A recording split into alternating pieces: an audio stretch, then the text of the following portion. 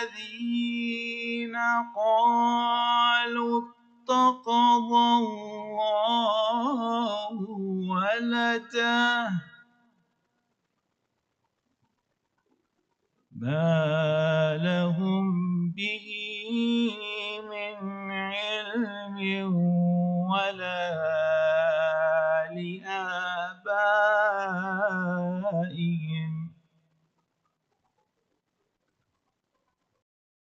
كبرت كلمة تخرج من أفواههم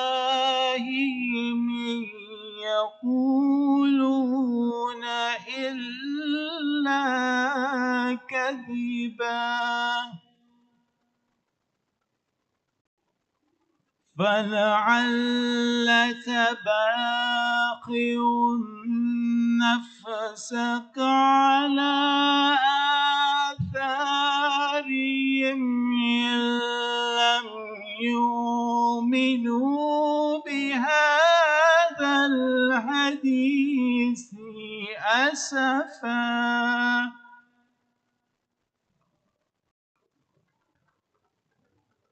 إنا جعلنا ما على الأرض زينة لها لنبلوهم أيهم أحسن عملا وإنا لجاعلون ما عليها صعيدا جرزا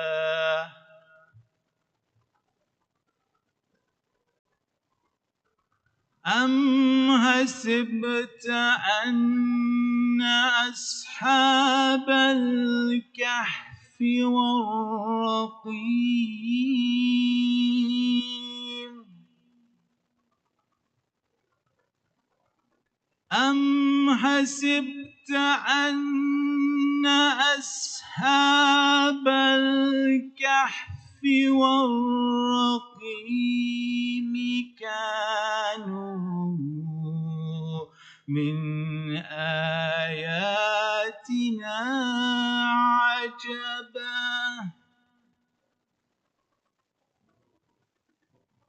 إذ أوى الفتية إلى الكهف فقالوا ربنا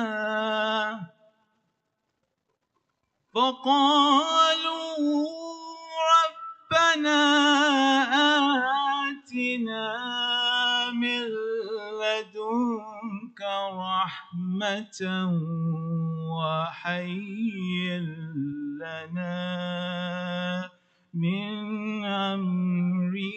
أمرنا رشدا صدق الله العلي العظيم.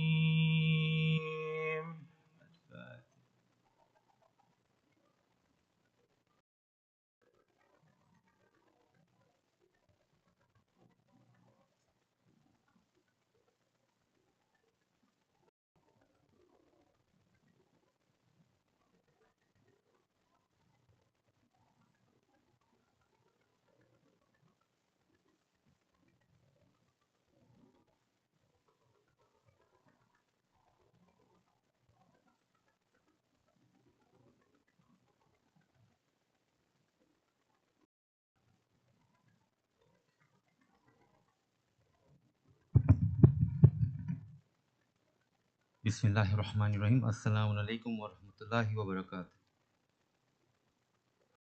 Mothers and children in the English hall, you can use classroom G105 as the nursery cannot be used as there are tables and stuff from yesterday.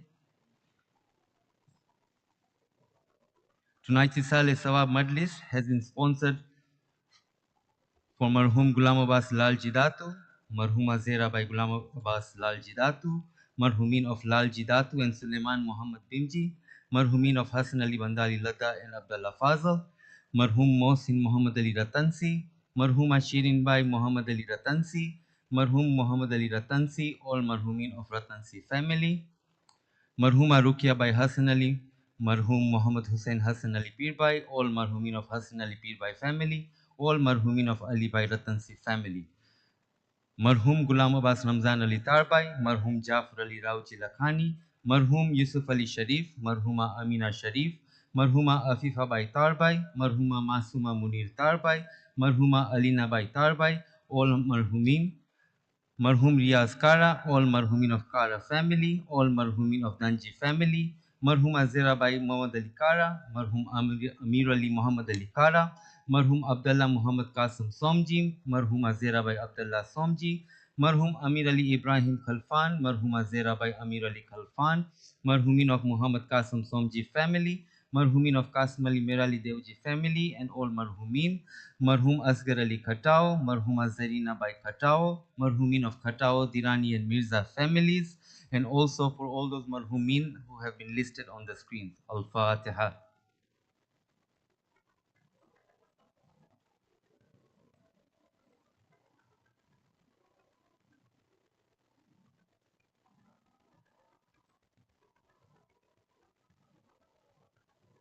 Lastly, let us recite Dua Shifa Mariz for all those names who have been listed on the screens and for all those who are in need of our duas. Allahumma salli ala Muhammadin wa ali Muhammad. Bismillahir Rahmanir Rahim.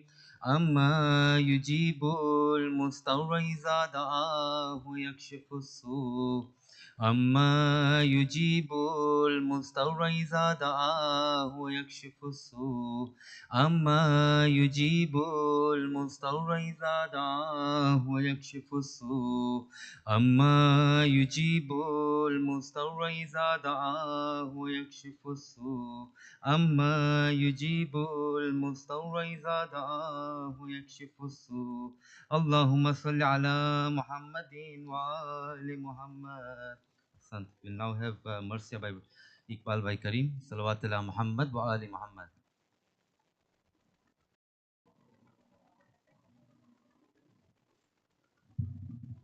Salam.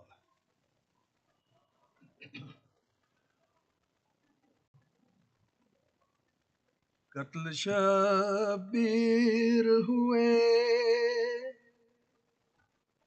چھن گئی زینب کی ردا لٹ گئے آل ابا لٹ گئے آل ابا آج 18 بنی فاطمہ کا خون بہا لٹ گئے آل ابا لٹ گئے آل ابا نہر پر بازوئے سکائے حرم کاٹے گئے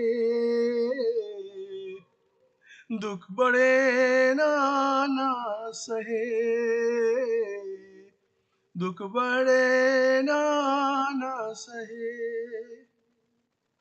بازوئے سبتے نبی شیر دلاور نہ رہا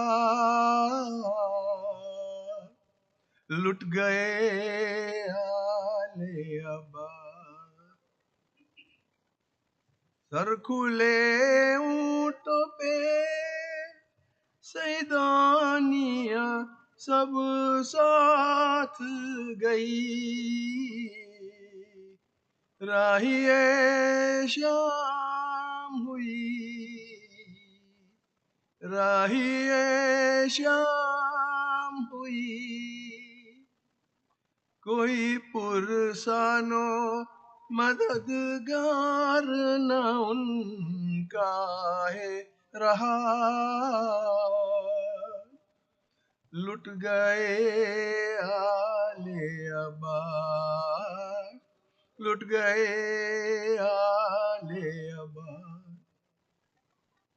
داغ لے کر میں 69 کا سویں شام گئی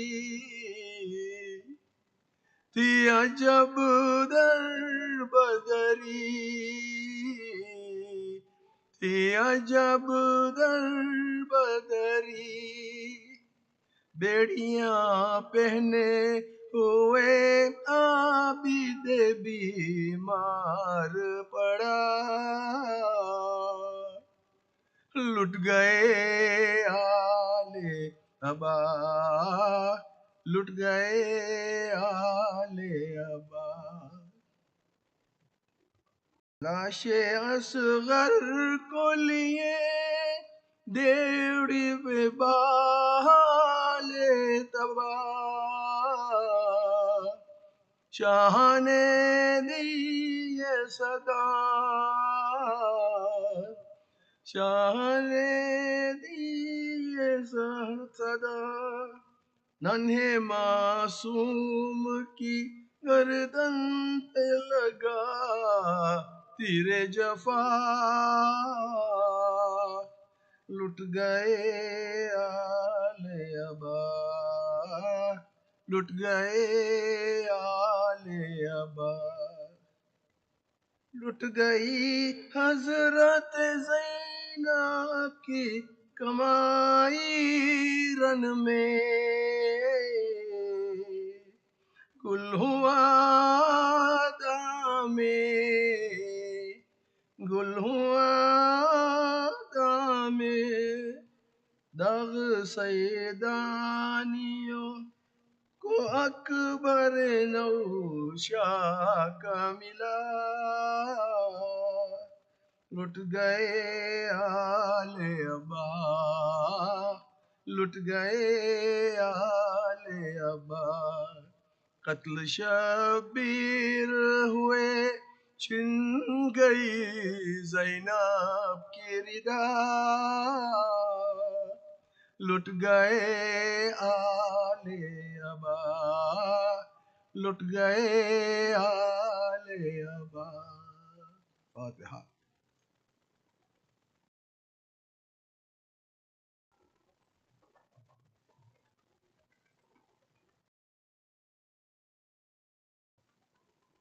أرسلنا we have worship by servants of Zahra Salawat ala Muhammad wa ali Muhammad.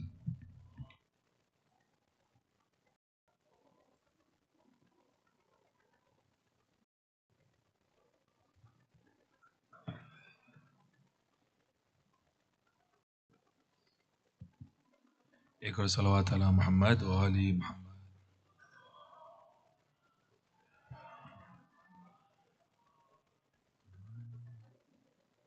یہاں سنبھل کر قدم اٹھانا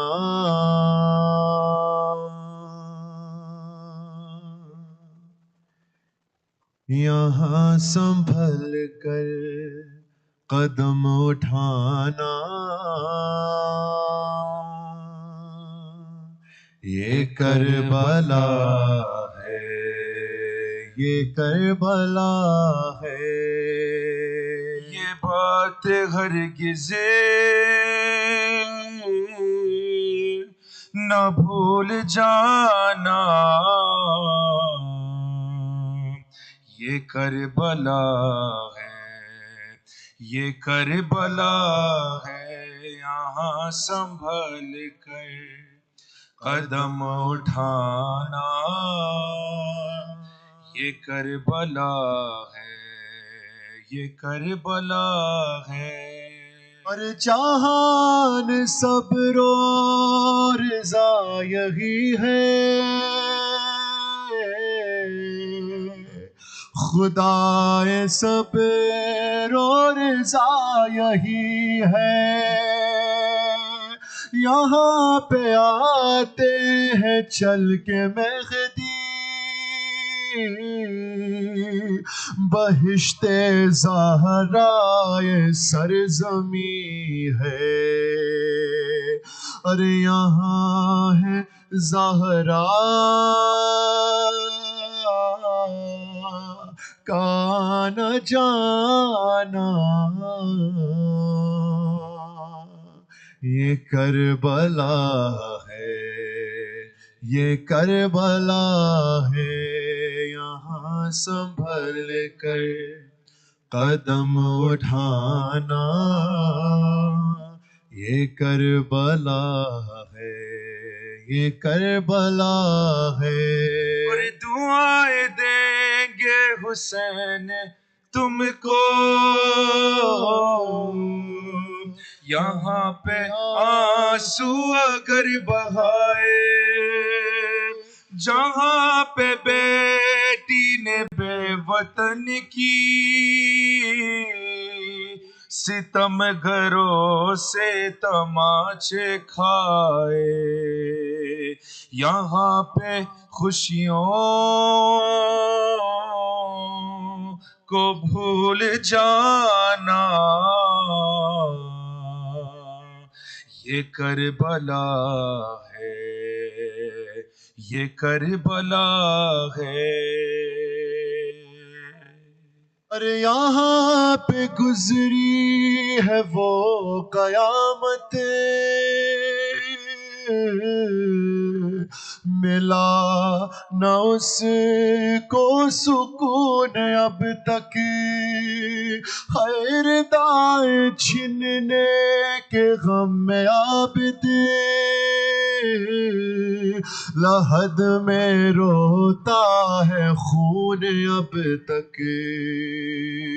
یہاں پہ ہرگز نہ مسکرانا،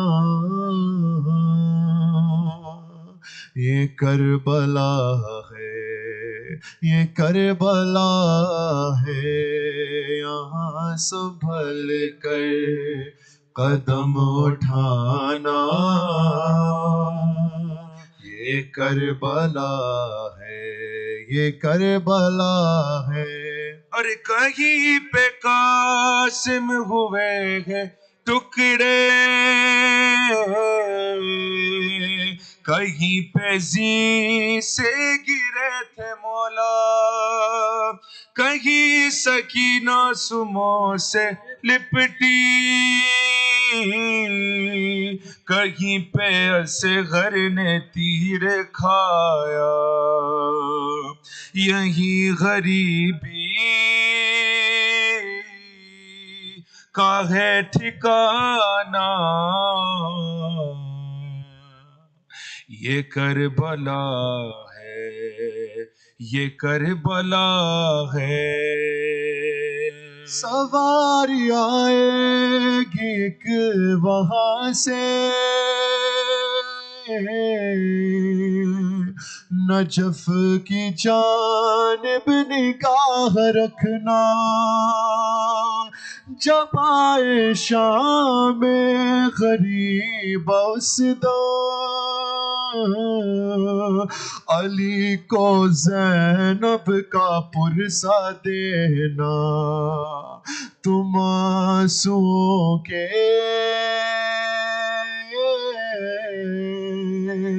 دیے جلانا، یہ کربلا ہے، یہ کربلا ہے۔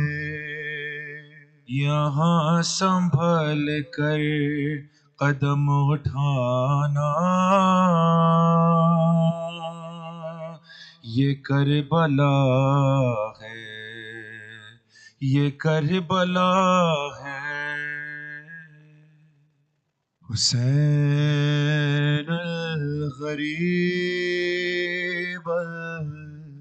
الغریب الحسین، حسین شہید شہید الحسین، دہائی دہائی خدا را دہائی، یہ دشت بلا میں ہے کیسی تباہی، بہایا ہے کس نے یہ خون محمد، قیامت یہ ڈھائی ہے کس نے لائی؟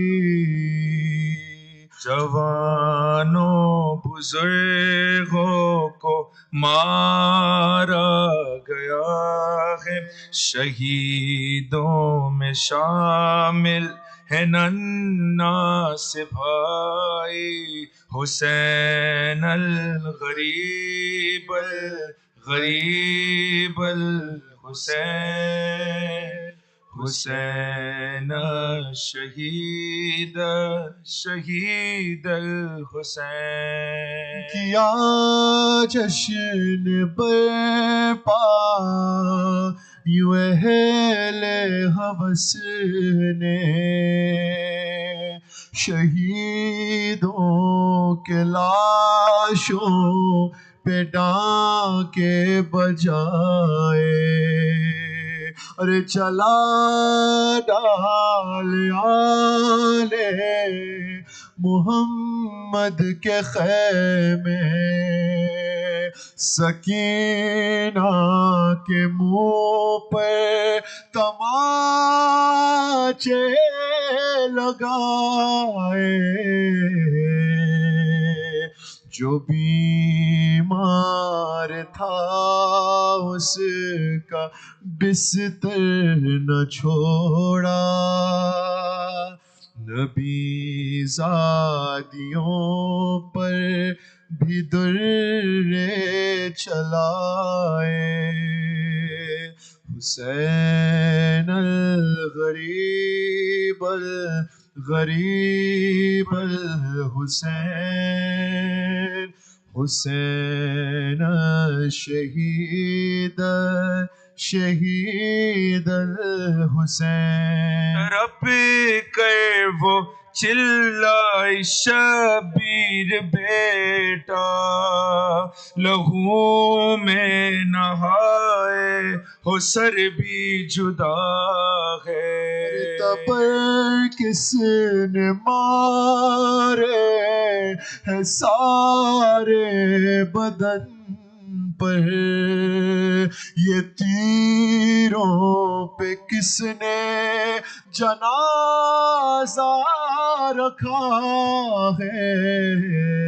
کہاں ہے میرا لال عباس بولو، میں پوچھوں گی اس سے یہ کیسے ہوا ہے، حسین الغریب الغریب الحسین، حسین شہید شہید حسین۔ الفاتحہ۔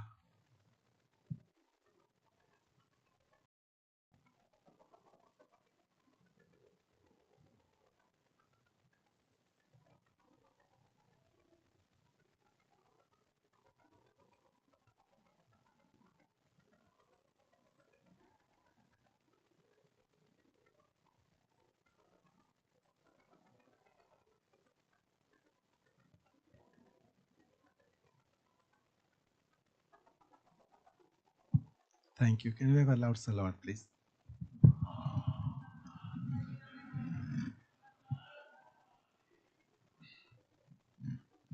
Bismillahir Rahmanir Rahim.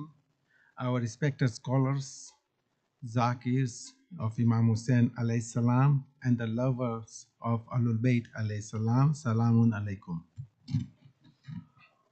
On behalf of the Board of Directors and entire membership, I would like to express our sincere gratitude and heartfelt appreciation to all our respected scholars, Zakirs, Zakiras, Noha reciters, and volunteers who dedicated their time, knowledge, and efforts in preparing and delivering lectures, majalis, Nohas, and other programs for our congregation during these blessed days. we are especially honored to acknowledge the invaluable contributions of Maulana Sadiq Hassan of Australia, Said Hussein Modarisi of Australia, servants of Zahras, Brother Abbas Rai and Brother Kumel Nanji of Toronto, Zakira Sabira Mazhar of Toronto, Zakira Kutsia Ruhi of Toronto, Zakira Latifa Samji of Toronto, and Sister Sabika Mihani of San Jose, California. This year was particularly unique as our resident alim Maulana Said Muhammad Rizvi is serving the community in Australia. At the same time, we have been truly blessed to host two distinguished guests scholars from Australia, Maulana Sadiq Hassan and Syed Hussein Modarasi. These 12 days of Muharram are the busiest period in our annual calendar. Preparation begins well before the month of Muharram, with numerous teams working tirelessly behind the scenes to ensure that every program, both day and night, runs smoothly for our community. As the program director, Mukhi of the center, I recognize that the responsibility are significant. However, fulfilling this responsibility will not be possible without the unwavering support, dedication, and cooperation of many individuals. Their collective efforts make it possible to serve our congregation and ensure the success of our Muharram programs. I would like to express my sincere gratitude to our resident alim, Maulana Said Muhammad Rizvi, for his guidance throughout the process of selecting our guest scholars. Board of Directors, our JCC Chairlady, Sister Sajida Habib, Secretariat, Office Staff and Facilities Team, Ladies Committee and their team, the JVC team and ladies volunteer, the Jafi Tabligh Committee, Jafi Facility Management Committee, Audio Visual Committee, Security Team, Parking Volunteers, Jafi Reciters Team, Julus Team, Eco Team, Element Tabu Team, Amal Fashura Team, our chefs and volunteers assisting with in-house cooking, Sister Nadia, Salat Team, Karbala Project Team, Sherbat Team, and the Jafik Islamic Youth JIY. I would like to extend my heartfelt thanks to my two assistants, Brother Muhammad Hussein Musa and Brother Muhammad Ladak, as well as my dedicated Mukhi core team. Their commitment, support, and countless hours of service have been invaluable throughout these blessed days. A special note of appreciation goes to the Mark Mullah Asgar Resources Center for graciously allowing us to use their facility throughout the 12 days of Muharram. Their generosity enabled us to provide a comfortable and welcoming space for our sisters to participate in the Azadari of Imam Hussein alayhi salam.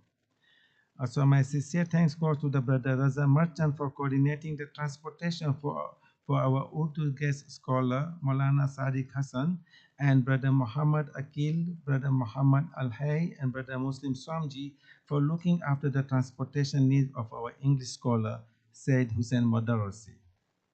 Our heartfelt gratitude extends to every member of our community, young and old, who stepped forward to participate in the recitation of Holy Quran, Dua, Ziyarat, Nohas, and Marsiyas.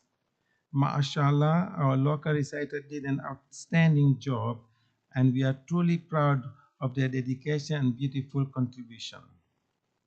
A special word of appreciation goes to the Jafri Reciters team for the outstanding job they have done in coordinating our reciters throughout these nights. This is by no means an easy work. It involves organizing the nightly schedule, communicating with each reciter, arranging translations, and ensuring that everyone adheres to the allocated time. Their dedication, patience, and meticulous coordination have contributed greatly to the smooth running of our programs. Inshallah, registration for the remaining night of Muharram and the program during the Safa will open soon. We encourage everyone who wishes to participate in the recitation of Nohas or Marsiyas to register. For those who have not given an opportunity to reciting these first 11 nights, please do not be discouraged.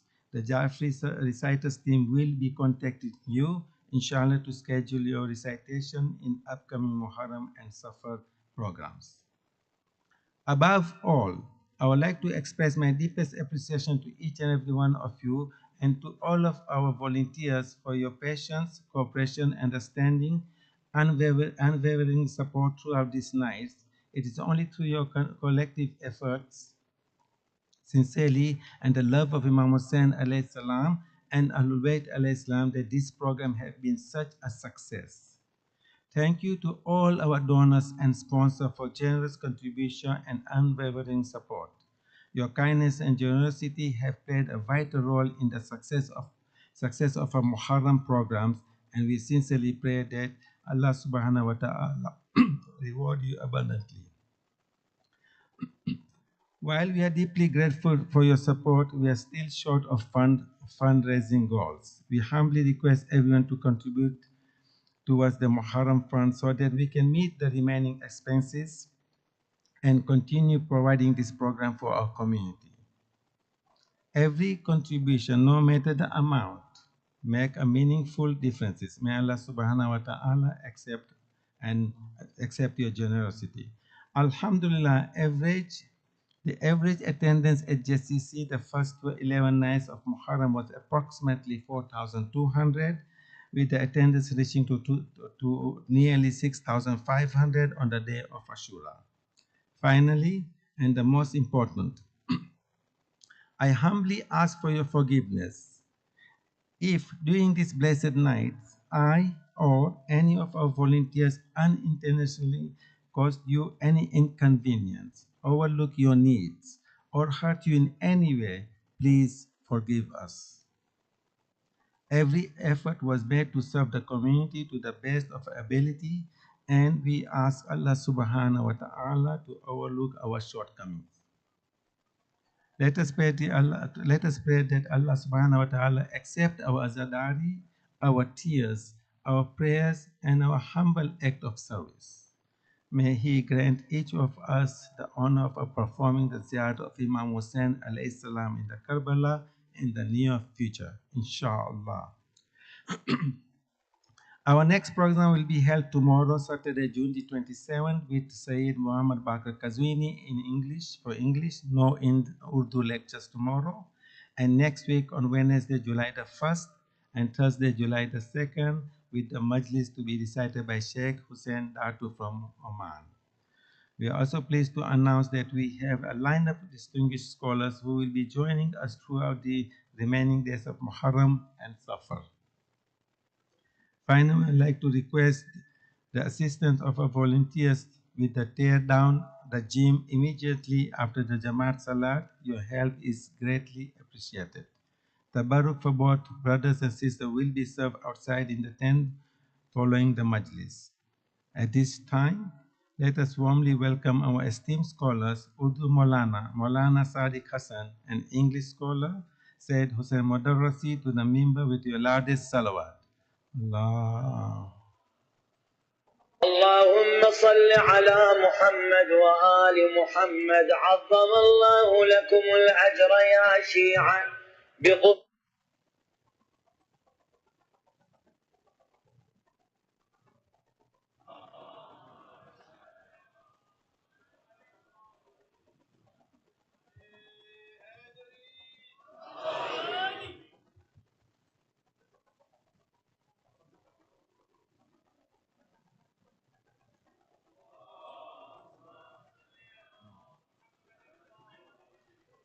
لا حول ولا قوة إلا بالله العلي العظيم. بسم الله الرحمن الرحيم. الحمد لله رب العالمين، والصلاة والسلام على سيد المرسلين أبي القاسم محمد وآله الطيبين الطاهرين الذين أذهب الله عنهم الرجس وطهرهم تطهيرا.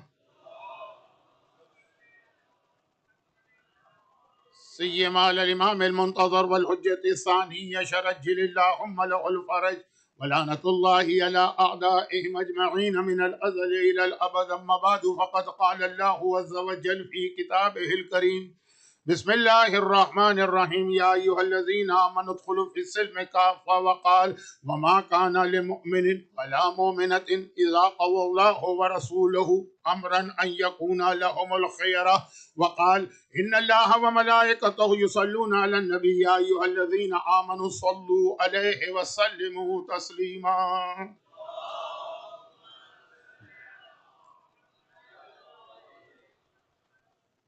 فورٹین 48 ہجرہ کے ایام ازا کے پہلے عشرے کی آج یہ آخری مجلس ہے، اور چونکہ اس مجلس کا وقت اور زیادہ کم ہو گیا ہے، اس لیے میں نے اپنی طرف سے زیادہ باتیں کرنے کے بجائے جو میرا ٹاپک چل رہا تھا اس سے ریلیٹڈ قرآن کی 3-4 آیتوں کی تلاوت کر دی ہے کہ ان آیتوں کا ترجمہ ہی اگر آپ سن لیں تو غالباً اس کے بعد پھر مزید کسی گفتگو کی یا ڈیٹیل میں جانے کی ضرورت نہیں۔ پہلی آیت وہی ہے جو میں نے شروع کی مجلسوں میں تلاوت کی تھی، اور جو ایک جملہ میں نے عرض کیا تھا کہ مخمل میں ٹاٹ کا پیوند نہیں لگتا ہے، اے ایمان لانے والوں، اسلام میں داخل ہونا ہے تو ادخلوا فی السلم کافہ، مکمل اور کمپلیٹ طریقے سے داخل ہو۔ میں نے کل بھی ایک جملہ شاید کہا تھا عاشور کی فاقہ شکنی کی مجلس میں کہ اعمال عاشورہ میں ایک 4 رکعت نماز بھی شامل ہے، جو ویسٹرن کنٹریز میں ذرا کم پڑھی جاتی ہے ٹائم کی وجہ سے، لیکن بہرحال ہمارے یہاں انڈیا میں، پاکستان میں، ایسٹ افریقہ میں، انگلینڈ میں بھی میں نے دیکھا کہ ہر رضا خانے میں وہ نماز باقاعدہ ٹائم نکال کے پڑھی جاتی ہے۔ بلکہ چونکہ 2-3 دفعہ تذکرہ ہوا کہ میں آسٹریلیا سے آیا ہوں، تو آسٹریلیا میں بھی ابھی تک یہ رواج ہے، لیکن کینیڈا میں میں نے بہت کم دیکھا، اور یو ایس میں بھی کم دیکھا۔ ایک 4 رکعت نماز ہے، عاشور کے دن کی نماز ہے، اعمال عاشورہ کا پارٹ ہے، اور جیسا کہ میں نے کل کہا تھا کہ جو عاشورے کا سب سے مشہور عمل زیارت عاشورہ، تو پھر یہ ہے کہ آپ سارا سال پڑھتے رہتے ہیں، یہ سب سے مشہور عمل ہے کہ 7 ٹائمز آگے جانا اور پیچھے آنا، وہ اس نماز کے سے کنیکٹڈ۔ اس کے اندر باقی چیزیں تو سمجھ میں آ جاتی ہیں۔ ایک 4 رکعت نماز میں بہت جلدی یہ بات کہہ رہا ہوں کیونکہ عموماً 11 محرم کی مجلس میں یہ بات ضرور کہتا ہوں، تو اس میں ایک تو سورہ کافرون ہے، چلیں سمجھ میں آ جاتا۔ سورہ کافرون کیا ہے؟ لکم دینکم ولی دین۔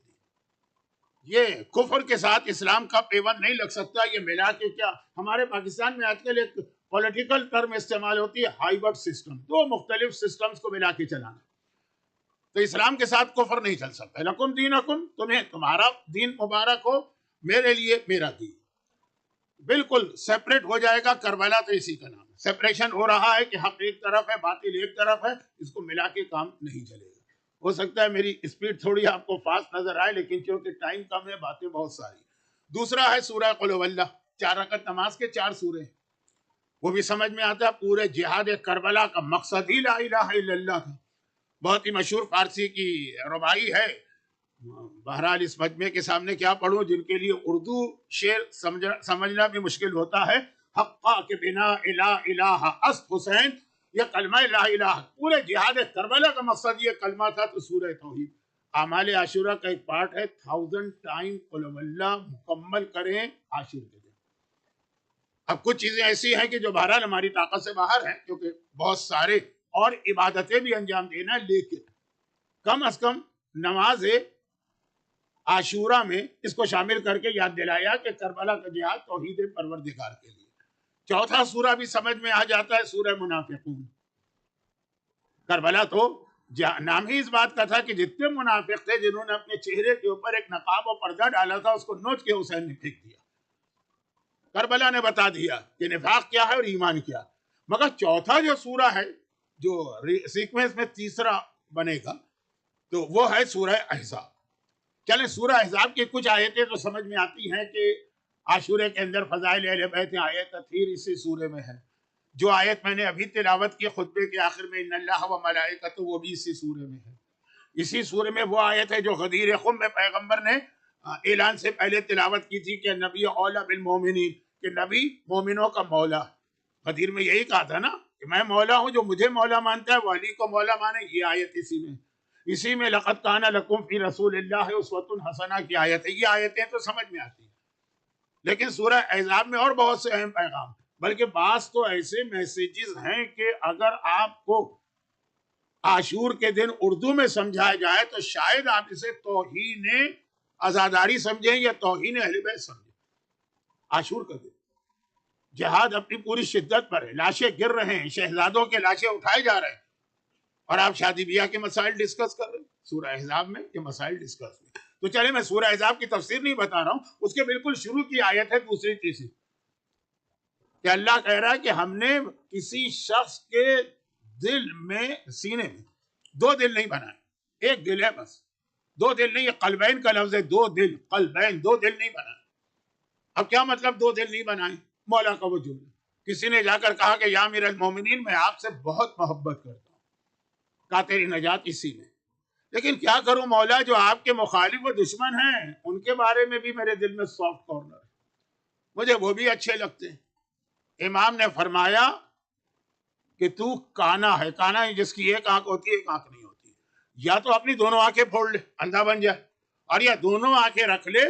دیکھیے ہمارے یہاں یعنی ایسٹرن کلچر میں، انڈیا کی بات نہیں کر رہا، باقی پورے ایسٹرن کلچر میں کانے کی شکل صبح کو دیکھتے ہیں تو لوگ کہتے ہیں پورا دن گزرے گا.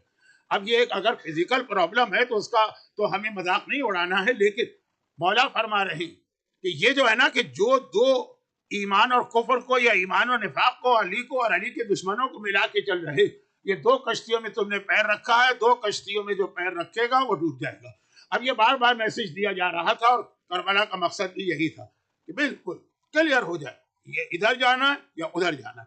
اب یا ایھا الذین آمنوا ادخلوا فی السلم کافہ، مکمل تمہیں مومن بننا. جیسے میں نے 9 محرم کی مجلس میں کہا تھا کہ اگر نماز تم اللہ کے بتائے ہوئے طریقے سے پڑھو گے تو تمہاری شادیاں بھی اللہ کے بتائے ہوئے طریقے سے ہوں گی. اگر تم روزہ اللہ کے بتائے ہوئے طریقے سے رکھو گے تو تمہارے بزنس بھی اللہ کے بتائے ہوئے طریقے سے ہوں گے. یہ نہیں ہوگا کہ روزے میں اللہ کا خیال کرنا، بزنس میں مارکیٹ کو دیکھنا ہے کہ مولانا اگر حرام کا حلال کا خیال کرنے لگے تو بزنس ہو نہیں سکتا. کل عاشور کا دن کتنا سیریس غم کا دن، لیکن میں نے آقا حسین کا جملہ بتایا تھا کہ آقا حسین نے کربلا کے جہاد میں یہ حرام لقمہ تمہارے پیٹ میں جائے. کتنے ایسے بزنس ہوتے ہیں جس میں حرام حلال انسان کو ملا دینا پڑتا. شراب بھی بیچنا ہوتی ہے، سور کا گوشت بھی بیچنا ہوتا ہے، اور حلال چیزیں بھی. اب یہ آج کا موضوع نہیں ہے کیونکہ یہ بات تو بہت لمبی ہو جائے گی، لیکن چونکہ لشکر یزید کا جو عام لوگ تھے، عام جو سپاہی تھے، عمر سعد شمر جیسے نہیں لیکن جو عام تھے، ان کا بیسک فالٹ امام نے بتایا کہ ان کے پیٹ میں رزق حرام ہے.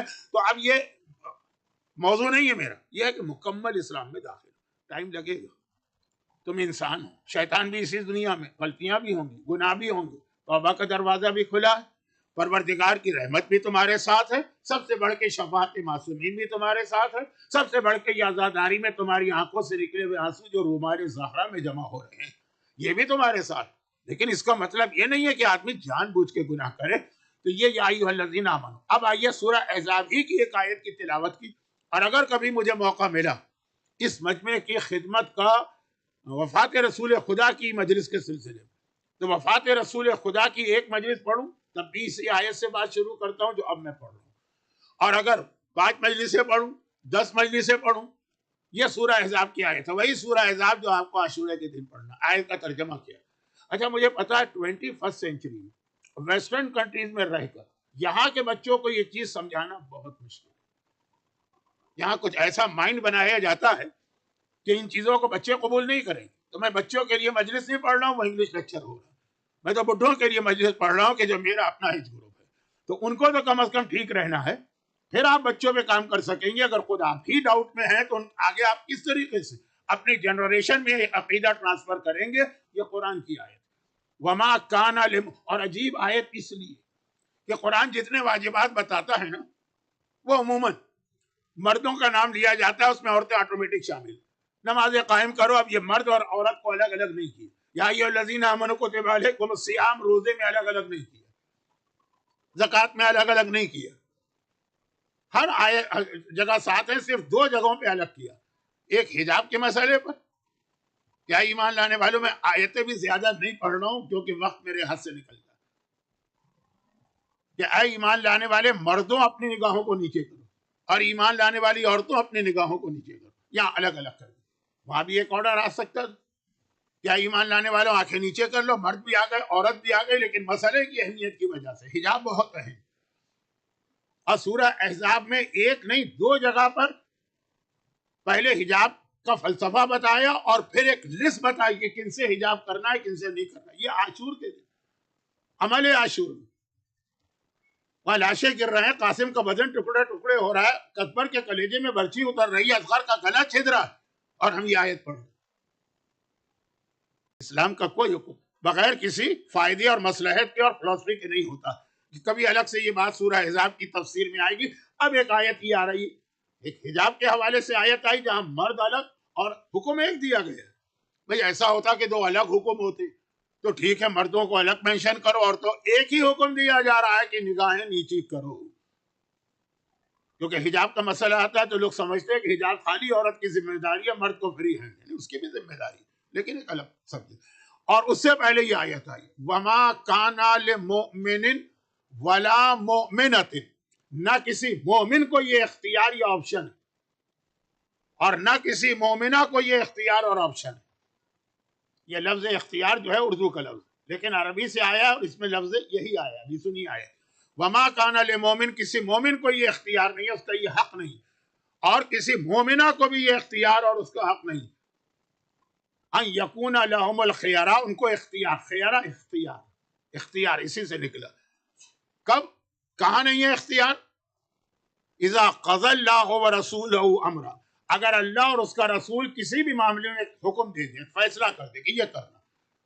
اب نہ مومن مرد کو یہ اختیار ہے کہ اس کے اندر کہے کہ میری مرضی, نہ کسی مومنہ عورت, جو رسول کہہ دے بلائنڈلی فالو کرنا. اب دیکھیے یہ جملہ 21 سینچری کو ینگسٹر کو سمجھانا کتنا مشکل ہے, بلائنڈلی فالو. لیکن بزرگوں کو تو سمجھایا جا سکتا ہے نا کہ آنکھیں بند کر کے عمل کرنا, بالکل واضح قرآن کی آیت. اور پھر آ جائیے اس آیت پر جس کو, اچھا اب آپ کہیں گے کہ مثلا آپ سے مطلب آپ نہیں ہیں, اگر آپ لوگ ہوتے تو اس مجلس میں بیٹھتے ہی نہیں, کیونکہ آپ کو پتا ہے کہ میں کیا پڑھوں گا. دوسرا, اچھا یہاں تو مسئلہ آپ کے پاس چوائس بھی ہے نا, کہیں اور بھی جا سکتے ہیں اسی پریمیسز کے اندر. لیکن آپ کیا کہہ سکتے ہیں, آپ یہ کہہ سکتے ہیں اچھا یہ آیت قرآن میں, ہم کو تو پتہ ہی نہیں, ہم نے کبھی نہیں سنی. یہی اکثر لوگ کہتے ہیں نا, اچھا خمس بھی واجب ہے, ہم نے تو کبھی نہیں سنا. تقلید بھی واجب ہے, ہم نے تو کبھی نہیں سنی. فلاں چیز بھی واجب ہے, ہم نے ابھی تو آپ اس اسٹیج سے گزر چکے. لیکن میں تو 52 سال سے جو مجلسیں پڑھ رہا ہوں تو شروع کا اسٹیج یہی تھا. لوگوں کو تقلید بتاتے تھے, لوگ کہتے تھے آج تک ہم نے نہیں سنا. بھائی قصور آپ کا ہو گیا, آپ نے نہیں سنا, یا قصور اسلام کا ہو گیا, اسلام نے تو پہلے دن سے کہہ دیا آپ نے نہیں سنا, یہ آپ کی غلطی ہے نا. اسی طرح سے اب یہ حجاب کے مسئلے میں اچھا وہ فرض کزن بھی نامحرم ہے, اچھا بھائی کی بیوی بھی نامحرم ہے, اچھا بیوی کی بہن بھی نامحرم. کیا کیا تماشے ہو چکے ہیں شروع میں, خاص طور پر انڈیا اور پاکستان کے ان علاقوں میں جہاں پر ایک جادو کا لفظ تھا, جادو, میریکل نہیں, جادو, میجک. وہ لفظ کہہ دیجئے ساری عورتیں آپ کے لیے محرم ہو گئی, کوئی حجاب کی ضرورت نہیں. ہنسی کیجئے, مذاق کیجئے, جوک کیجئے, جو دل چاہے. وہ کیا ہے, اپنی بیوی کو چھوڑ کے ساری عورتوں کو بہن بنا دیا, فلاں بہن, وہ بھی ساری عورتیں آپ کی محرم ہو گئی. اور عورت نے ایک لفظ بھائی استعمال کر لیا, سب بھائی ہو گئے اس کے. انڈیا اور پاکستان میں کئی علاقے ایسے ہیں, بمبئی ہے, کراچی ہے, جہاں پہ وہ بلڈنگ ہوتی ہے بڑی بڑی. جو لوگ یہاں پیدا ہوئے ان کو تو میں سمجھا بھی نہیں سکتا, لیکن یہاں چونکہ زیادہ تر تو وہیں سے آئے ہیں. دارالسلام میں بھی میں نے بلڈنگیں دیکھی, لیکن دارالسلام کا ماحول نہیں دیکھا. کراچی کا ماحول دیکھا, ایک بلڈنگ کے اندر کا 50 فلیٹ ہے, اور ساری عورتیں جو ہے نا ہر آدمی کے لیے محرم ہے, اور سارے مرد ہر عورت کے لیے محرم ہے. ایک بھائی کہے کر ایک بہن کہے کر, بھائی نہیں, بھائی اور بہن. اب یہ جو مسئلہ آتا ہے نا, تو یہاں پہ تو آپ کہہ دیتے ہیں ہم نے آج تک سنا ہی نہیں, ہم نے تو سنا ہی نہیں. لیکن اب وہ یہ میسج اللہ نے اس آیت میں دیا ہے جو کوئی مومن نہیں کہہ سکتا میں نے آج تک یہ آیت نہیں سنی. ہاں وہ یہ کہے گا کہ مجھے اس کا ترجمہ, مجھے اس کی تفسیر نہیں پتا تھی, اس کی تفسیر نہیں پتا تھی. بھئی جب آیت آپ نے سن لی تو آپ کی ذمہ داری تھی کہ آپ پوچھتے کون سی آیت, ان اللہ و ملائکتہ یصلون علی النبی, اے مومنو اللہ درود بھیجتا ہے, یا ایھا الذین آمنوا, اے ایمان لانے والو تم بھی درود بھیجو. یہ ہے نا حکم. لیکن کیا آیت یہاں پہ رک گئی؟ ختم ہو گئی آیت، صلو علیہ پہ آیت کمپلیٹ ہو گئی، وسلموا تسلیما بھی آگے شامل۔ تو کبھی آپ نے سوچا کہ ایک آیت میں دو حکم دیے، بالکل ساتھ ساتھ دیے ہیں، ایسا بھی نہیں کہ ایک آیت کے بعد والی آیت میں ہو، نہیں اسی آیت میں ہے، آدھے حکم پہ عمل کرتے باقی آدھا کیا ہے؟ ان اللہ و ملائکتہ کے آخر میں یا ایھا الذین آمنوا کے بعد آرڈر آ رہا ہے نا، سلو درود بھیجو، آپ درود بھیج دیتے ہیں، لیکن اس کے ساتھ کہا گیا بلکہ آپ درود بھیجتے ہیں تو انتظار کرتے ہیں کہ پڑھنے والا آیت مکمل کر لے۔ ٹھیک ہے، سلو پہ زبان ذرا سی موومنٹ شروع ہو جاتی ہے، لیکن ویٹ ہوتا ہے کہ سلو علیہ وسلموا تسلیما ہو۔ سلموا تسلیما کسے کہتے ہیں؟ کبھی سوچا ہے؟ آپ کہیں گے ہم نے آیت آج تک نہیں سنی، کون کہے؟ سلموا تسلیما اس کا مطلب کیا ہے؟ درود بھیجو زبان سے، سلموا تسلیما، تسلیم عربی میں بھائی سلموا تسلیما، اسلام، یہ سب ایک لفظ ہے، اس کا مطلب ہے ٹوٹل سبمیشن اور ٹوٹل سرنڈر۔ ان پر درود بھی بھیجو اور ان کے آگے اپنے آپ کو ٹوٹل سبمٹ کر دو۔ یہ اسی آیت میں کہا گیا جو آپ نے جب سے ماں کے پیٹ میں آپ آئے ہیں اس وقت سے لے کے قبر میں جانے تک، یہ آیت آپ سنتے رہتے ہیں، اسی میں یہی آرڈر سلموا تسلیما، جو انہوں نے کہہ دیا آگے اس کے بعد کوئی آرگومنٹ نہیں، کوئی ڈیبیٹ نہیں، کوئی، یہ ہے کمپلیٹ اسلام، جو میرا موضوع چل رہا تھا۔ لیکن اس کے حوالے سے دو چھوٹی سی باتیں عرض کرنا۔ نمبر ایک، باتیں بہت ساری، نمبر ایک، اس کے لیے ضروری ہے کہ جہاں سے وہ حکم آ جائے اس کو اسی طرح مانے، اپنی عقل نہ لگائیں۔ اب بتائیے 21 سینچری کے اس بچے کو جو یہاں کے اسکول میں پڑھا اور یہاں کے کالج میں پڑھا ہے، آپ کہہ سکتے ہیں؟ آپ کو پتا ہے کہ رسول نے کہہ دیا تو بس آگے میں کچھ نہیں کہوں گا۔ لیکن یہ تو الحمدللہ میرا اپنا یہ ایکسپیرینس ہے 52 ایئرس کا، آپ میں سے بہت سو کی ایج بھی نہیں ہوگی، بلکہ ہو سکتا ہے کچھ ایسے ہوں جن کے باپ کی بھی اتنی عمر نہ ہو جتنا میرا تجربہ۔ الحمدللہ میں نے دیکھا کہ ویسٹ میں آ کے لوگوں نے بہت محنت کی ہے اپنے فیملی پر۔ یہ اتنی محنت دارالسلام میں نہیں کی جاتی تھی، اتنی محنت کراچی میں نہیں کی جاتی تھی، اتنی محنت بمبئی میں نہیں کی جاتی تھی، اتنی محنت لکھنؤ میں نہیں کی جاتی تھی، اتنی محنت لاہور میں نہیں کی جاتی تھی۔ واقعا لوگوں کو مسئلے کی اہمیت پتہ ہے، وہ اپنی حد تک کوشش کر رہے ہیں، اور آپ کو معلوم بھی کہ اب یہ پوری سوسائٹی اگینسٹ ہے۔ بچہ کہاں کہاں آپ بچے کو بچائیں گے، رہے گا تو اسی سوسائٹی۔ یہ اعضا خانوں کو، یہ سینٹرز کو بہت غنیمت سمجھیں، یہی ہے کہ جو اس وقت بہت زیادہ آپ کے بچوں کے لیے ایک پروٹیکشن کا ذریعہ ہیں، اور واقعا خوشی ہوتی ہے ویسٹ کے کچھ سینٹرز دیکھ کر جس میں یہ بھی شامل ہے۔ ابھی مکھی صاحب میرا شکریہ ادا کر رہے تھے تو میری بھی ذمہ داری، من لم یشکر الناس لم یشکر اللہ، جو بندوں کو تھینک یو نہ کہے وہ کبھی اللہ کا شکر ادا کر ہی نہیں سکتا، کہ میں بھی شکریہ ادا کروں جماعت کا جس نے مجھے انوائٹ کیا۔ اچھا، میرے پاس، میرے ذہن میں، اب میں کچھ باتیں نہیں کہنا چاہتا، یہ آنے سے پہلے بہت ساری مس انڈرسٹینڈنگ تھی اور میں ہیزیٹیٹ کر رہا تھا، آپ پوچھیے گا، بہت ہیزیٹیٹ کر رہا تھا، لیکن یہاں آنے کے بعد بہت ساری مس انڈرسٹینڈنگ دور ہو گئی، اور بہت میں نے، اب یہ لفظ اچھا تو نہیں ہے لیکن انجوائے کیا اپنے اس وزٹ کو، اور میں نے سوچا کہ بالکل صحیح ڈیسیشن لیا۔ پورا تعاون جماعت سے بھی ملا، آپ سے بھی ملا، لوگوں سے ملا، سب کچھ اپنی جگہ۔ واقعاً یہ زندگی کا میرا ایک تجربہ تھا، کیونکہ بعض جگہوں پہ آدمی جاتا ہے اس کو کچھ نہیں پتا ہوتا کیا ہوگا۔ یہاں پہ میرا ایک اندازہ تھا کہ برا ہوگا، لیکن اتنا زیادہ پریشر تھا کہ کئی سال سے میں ڈیلے کر رہا تھا، لیکن آ گیا تو اب سوچ رہا ہوں کتنا اچھا میرا ڈیسیشن تھا۔ آپ کا بھی شکریہ، جماعت کا بھی شکریہ۔ لیکن اصل موضوع پہ آ جاؤ کہ باقی جو میں نے یہاں ایکٹیویٹیز دیکھی، جو کربلا کا میسج ہے، اور کربلا سے پہلے یہ رسول خدا کی تبلیغ کا میسج ہے، اب یہ ٹائم نہیں ہے کہ میں ان چیزوں کی تفصیل میں جاؤں، جو رسول خدا کی تبلیغ اسٹارٹ ہے، جس کا ایک جملہ میں نے شاید شب عاشور پڑھا کہ علی کے ساتھ تبلیغ کی تھی، علی کو رسول سے الگ کر دیں یا فاصلہ ڈال دیں تو رسالت زخمی ہوتی ہے۔ وہ پیغمبر کا طریقہ حسین نے کربلا میں لی، اور وہ یہاں میں نے دیکھا۔ وہ کیا طریقہ کہ سارے لوگ، معاشرے کے، سوسائٹی کے، کمیونٹی کے سب لوگ مل کے حصہ لیں گے، نہ مردوں کی کوئی الگ اکیلے ذمہ داری ہے، نہ عورتوں کی اکیلے ذمہ داری ہے، نہ یوتھ کی اکیلے ذمہ داری ہے، ہر آدمی۔ پیغمبر نے یہی کیا، حسین نے یہی کیا، مرد بھی گئے، عورتیں بھی گئے، بچے بھی گئے، بوڑھے بھی گئے، سب گئے۔ الحمدللہ یہاں جو 10 دن میں نے ماحول دیکھا، مجھے اس کے بعد کا نہیں پتا، لیکن ایسا لگ رہا ہے کہ پورا سال یہ ہوتا رہا ہوگا، خاص طور پر آپ کے بچے۔ اب وہ جو پروجیکٹ بنا کے رکھا ہے کربلا کا، دل خوش ہو گئے، کیونکہ آج کا بچہ جو ہے نا وہ مجلس سے وہ چیز نہیں سمجھ پاتا۔ یہ بچے جو بیٹھے ہوئے ہیں انہوں نے مجلس سے ہی سب سیکھا کہ کربلا کیا تھی، خیمے کہاں تھے، دریا کہاں تھا، حسینی لشکر کہاں تھا، یزیدی لشکر کہاں تھا، لیکن آج یہ ممکن نہیں۔ اتنا زیادہ ہمارے بچوں کو, ہماری یعنی اپنی شیعہ کمیونٹی, پوری دنیا کے بچوں کو اتنا زیادہ اس ویژول پہ ڈال دیا گیا, اور وہ بھی اس طرح سے ڈالا گیا ہے کہ ان کا دماغ, اب یہ یوٹیوب اور ٹک ٹاک نے, یوٹیوب سے بھی زیادہ ٹک ٹاک, انسٹا, سب سے بڑا نقصان یہ پہنچایا کہ 10 منٹ سے زیادہ کوئی چیز سن نہیں سکتا بچے تو بچے, بڑوں کی بھی حالت ہے, بڑے تو بڑے, مجھ بڈھوں کی بھی یہ حالت. کبھی کوئی انٹرسٹنگ قسم کی اسپیچ آ جائے, پتہ چلے 40 منٹ کی ہے, 2 منٹ کے بعد ہم بند کر دیں گے, اور 6 منٹ کا کلپ آ جائے, 5 منٹ کا کلپ آ جائے, ٹک ٹاک ہے تو 1 منٹ کا کلپ آ جائے, وہ شوق سے سنتے ہیں. یہ انسان کی جو سوچنے کی طاقت ہے, کنسنٹریشن, وہ کم, اس کا ڈیوریشن کم کر رہے ہیں. اس میں یہی چیزیں کام آتی ہیں کہ ایک نگاہ ڈالے گا وہ, اس کی سمجھ میں پورا جہاد کربلا آ جائے گا, ایٹ لیسٹ ذہن کے اندر اسکیچ بن جائے گا. بڑی محنت کرتے ہوں گے میرا اندازہ. تو یہ بہت اچھا یہاں پہ کام ہو رہا ہے, لیکن خیال اس بات کا کرنا کہ ابھی دنیا بہت تیزی سے آگے بڑھ رہی ہے. پہلا اسٹارٹ یہاں سے لیا جاتا ہے کہ جو رسول کہتے ہیں آگے تمہیں اس کے اندر اپنی مرضی نہیں چلانا. اچھا میں اس کی 1-2 مثالیں دے دوں بہت جلدی, ٹائم بہت کم ہے آج میرے پاس, بہت جلدی. جو لوگ جن کی میں مثال کوٹ کر رہا ہوں ان کی نیت کوئی بری نہیں, سب اچھی نیت والے, لیکن اپنے ذہن سے, اپنے عقل سے, اپنے لمیٹڈ ویژن سے انہوں نے اسلام کو سمجھا. جب آدمی اپنے لمیٹڈ ویژن سے سمجھتا ہے تو جتنا اس کے سامنے ہوتا ہے نا, وہ اسی کو انف سمجھتا ہے. فارسی کا سب سے بڑا پوئٹ کون ہے؟ اب ایک پوئٹ تو کسی زبان میں بھی بڑا نہیں ہوتا ہے, 2-3-4 کے نام ہیں. ان میں سے ایک ہے مولانا روم. انہوں نے ایک مثنوی لکھی ہے, اس میں ایک واقعہ کوٹ کیا, بہت مشہور واقعہ, کہ ایک علاقے میں ہاتھی آ گئے. وہاں والوں نے آج تک ہاتھی دیکھا ہی نہیں تھا, پہلی بار ہاتھی آ گیا.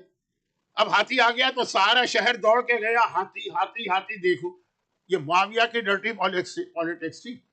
مسجد کوفہ کی آپ زیارت کرتے ہیں تو آپ کو ضرور بتایا جاتا ہوگا کہ جیسے مکے میں خانہ کعبہ میں انٹر ہو تو باب السلام سے داخل ہونا مستحب, جو آج کل پاسبل نہیں رہا. پاسبل تو ہے, بہت ڈیفیکلٹ ہو گئی.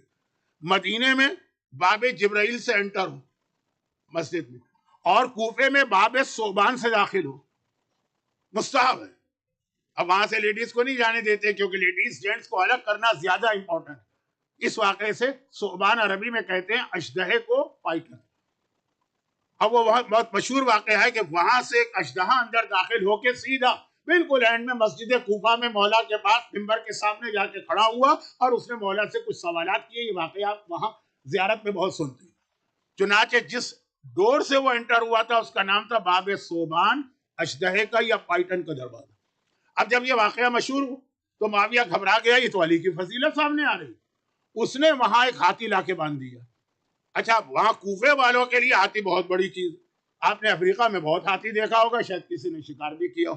خیر تو انڈیا میں بھی ہاتھی ہوتا ہے مثلا, لیکن کوفے والوں کے لیے ہاتھی بڑی چیز تھی. اب جو ہاتھی دروازے پہ باندھا تو سب کی اٹینشن ادھر ہو گئی. ہاتھی ہاتھی ہاتھی, وہ اشدہے کو بھول گئے. اس دروازے کا نام بھی چینج ہو گیا, نام ہو گیا باب الفیل, ہاتھی والا دروازہ. یہ معاویہ کی پالیسی, اٹینشن ڈائیورٹ کرو, اس سے زیادہ کوئی نئی چیز لا کر. میں یہ نہیں کہتا کہ آج کے لوگ, آج یہی پالیسی ہے دشمنوں کی, لیکن اس کا بھی حصہ. ایام ازاں آتے ہیں, کرکٹ کے میچ شروع ہو جاتے ہیں, یہاں سے توجہ وہاں ہوگی. ایام ازاں آتے ہیں, فیفا کا ورلڈ کپ شروع ہو جاتا ہے, یہاں کی توجہ وہاں ہوگی. چلے 2 مہینے 8 دن مشکل ہے, لیکن شب عاشور میں لوگ میچ دیکھتے ہیں, عاشور کے دن بھی دیکھتے ہیں. خیر تو خلاصہ یہ کہ توجہ ہٹانے کے ایک طریقے ہوتے ہیں. ہاتھی لا کے باندھا. اب آپ دیکھیں گے ابھی, بلکہ حتیٰ شیخ عباس قمی کی مفاتیح الجنہ دیکھ لیجیے, وہ کتنی 100 سال پرانی کتاب ہے. 1360 ہجرہ میں ان کی موت ہوئی, وفات ہوئی ہے, تو ودن 100 ایئر. اس میں بھی لکھا ہے کہ مسجد کوفہ میں باب فیل سے جاؤ, ہاتھی والے دروازے. یہ اتنا مشہور تھا کہ اگر وہ لکھتے ہیں کہ اشدہے والے دروازے سے جاؤ تو آپ کو پتہ ہی نہیں چلتا یہ دروازہ ہے کہاں پہ. وہ تو صدام کے خاتمے کے بعد اس کا پرانا نام آیا. تو خلاصہ یہ کہ ہاتھی کسی علاقے میں پہنچ جائے, نئی چیز ہوگی تو سب کی اٹینشن ادھر ہو جائے گی. اندھوں نے, کچھ اندھے تھے, انہوں نے محسوس کیا کہ پبلک دوڑ کے جا رہی ہے, کہاں جا رہی ہے, کہا ہاتھی آیا. کہا ہاتھی کسے کہتے ہیں؟ اب اندھے کو کیسے آپ سمجھائیں گے. لوگوں نے کہا چلو تمہیں ہاتھی کے پاس کھڑا کر دیتے, لے جا کے کھڑا کر دیا. 8 اندھے تھے, 4 5 6 ٹائم نہیں ہے میرے پاس.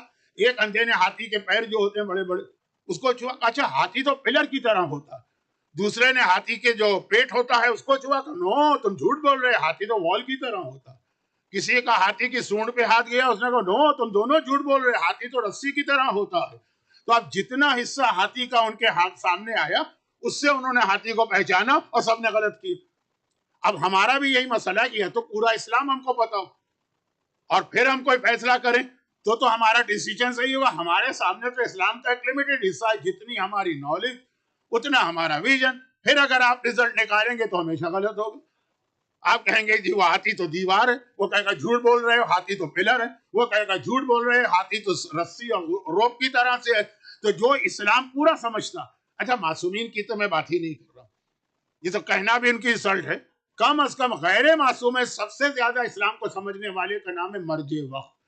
وہ جو آپ کو ویژن دے گا وہ دے گا وہ پورا اسلام اس کے سامنے، ہمارے سامنے اتنا سا، ہر ایک آدمی کے سامنے ایک ایک اسلام ہے. اس کا نتیجہ کیا نکلتا ہے؟ انٹینشن ٹھیک، لیکن یہ تو کہیے کہ بڑی مشکل سے اب یہ مسئلہ ختم ہوا. لیکن اس سال بھی پاکستان میں یہ ایشو بنا.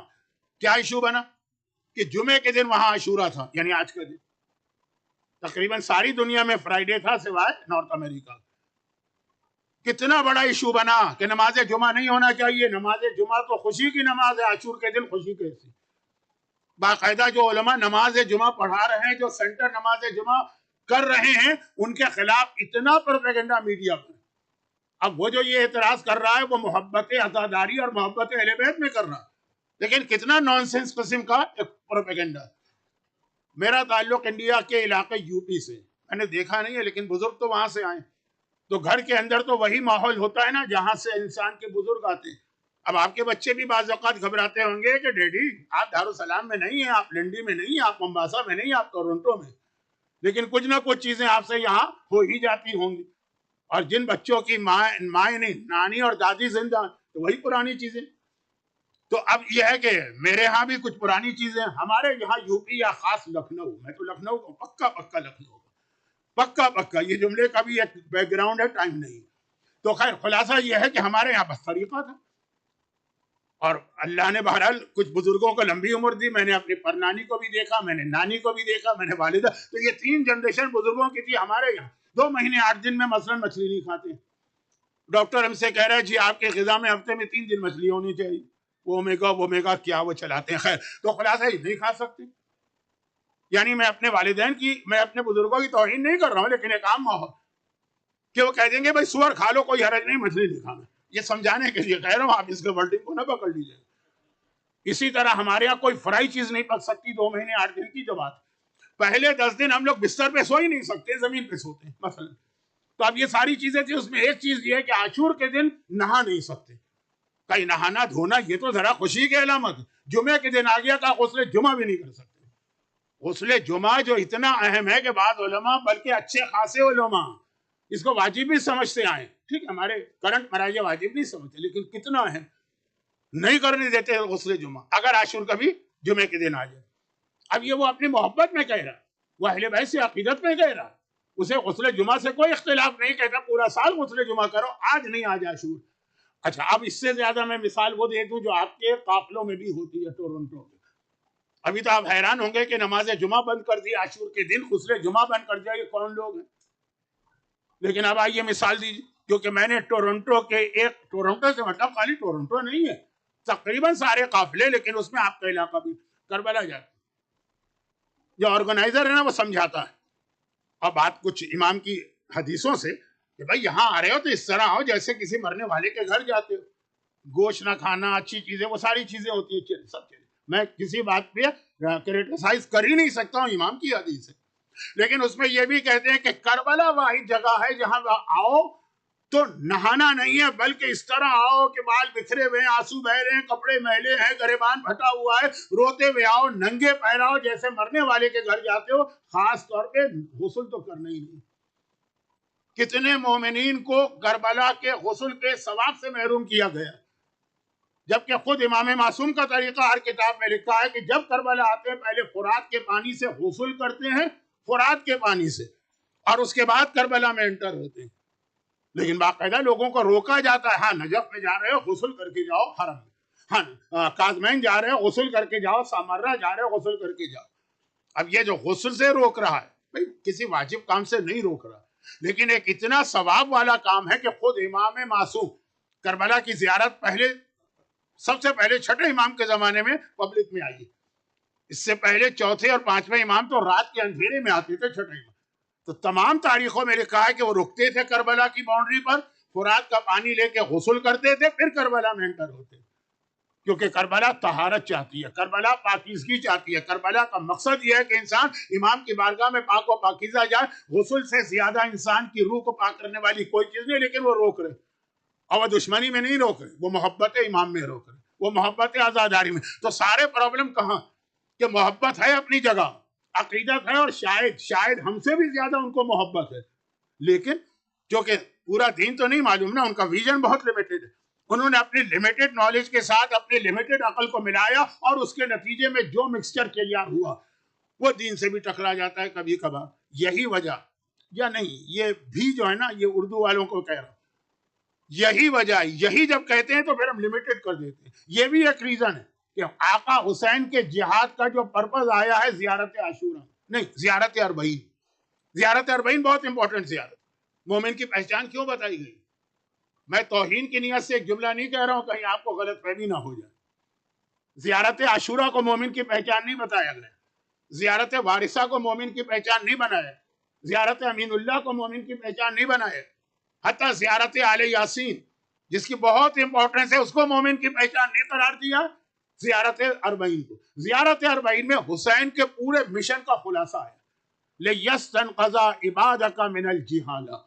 میں گواہی دیتا ہوں کہ آقا حسین نے کربلا کا اتنا بڑا جہاد کیا تاکہ عبادہ کا، مومن نہیں، مسلمان نہیں، جتنے تیرے بندے دنیا میں ان کو جہالت اور اگنورنس سے نکالا جائے.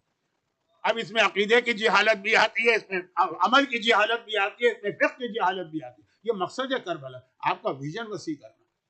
اچھا اب یہ مقصد ہے کربلا، تو یہیں پہ رک کر ایک بات اور عرض کر دوں کہ کربلا کے جہاد کا خلاصہ کیا نکلا؟ انسان کو نالج دی جائے.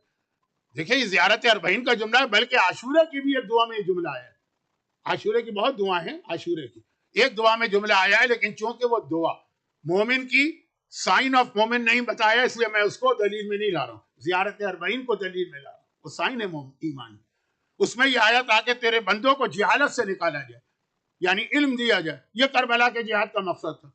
بھائی آج سے آخری ایام ازا کی آخری تاریخ تک آپ کس کا غم کرتے ہیں اور کس کو یاد کرتے ہیں؟ زینب کبریٰ کو نا.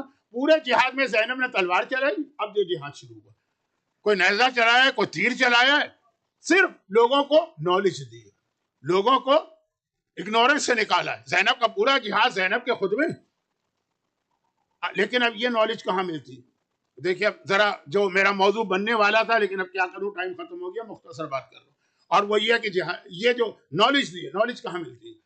نالج کسی کیمسٹ کے یہاں یا فارمیسسٹ کے یہاں یا شاپرس ڈرگ مارٹ میں ملتی ہے کہ گئے آپ نے بوٹل لی، 2 کیپسول کھائے، پوری نالج چلی گئی. نالج پوپائی دا سیلر نہیں ہے کہ آپ نے وہ ایک مرتبہ اسپینش کھایا اور اتنی طاقت آ گئی. نالج کسی سپر مارکیٹ میں نہیں ملتی. نالج جو ہے وہ کسی مثلا اسٹورز میں، ڈپارٹمنٹ اسٹور میں، ہائپر اسٹور میں نہیں ملتی. نالج جب ملے گی، کہیں رکھی ہوئی نہیں، نالج جب ملے گی مرجع کے ذریعے ملے گی. تو آپ جو چاہتے ہیں کہ ہم کو نالج نہ ملے، یعنی ہم کربلا کے جہاد میں پارٹیسپیٹ نہ کریں، ہمارا رول نہ ہو، تو کربلا کا جہاد ہے لوگوں کو نالج دو اور ویژن دو. وہ ملے گا تھرو مرجع کا، مرجع کو ختم کر دو، بہت آسان ہو جائے گا کام. کہاں سے لیں گے یہ ویژن؟ کہاں سے لیں گے یہ نالج؟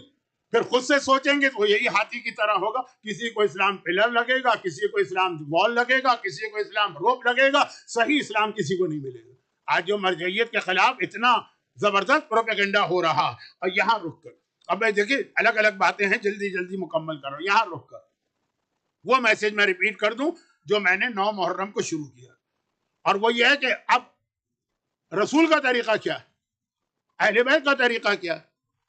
اہل بیت اور رسول کا طریقہ ہے کہ جو دشمن ٹول لے کر آئے یا ویپن لے کر آئے یا ہتھیار لے کر آئے، اس کو اسی کے ٹول سے جو ہے شکست ہو. میں نے مثال میں وہ 8ویں امام کی حدیث دی تھی کہ موسیٰ نے جادوگروں کو اس معجزے سے، عیسیٰ نے میڈیکل سائنس والوں کو اس معجزے سے، رسول نے عرب کو بہت اپنی زبان و شاعری تو اسی معجزے سے. یہ طریقہ قیامت تک کے لیے. اور اس وقت کا زمانہ کیا؟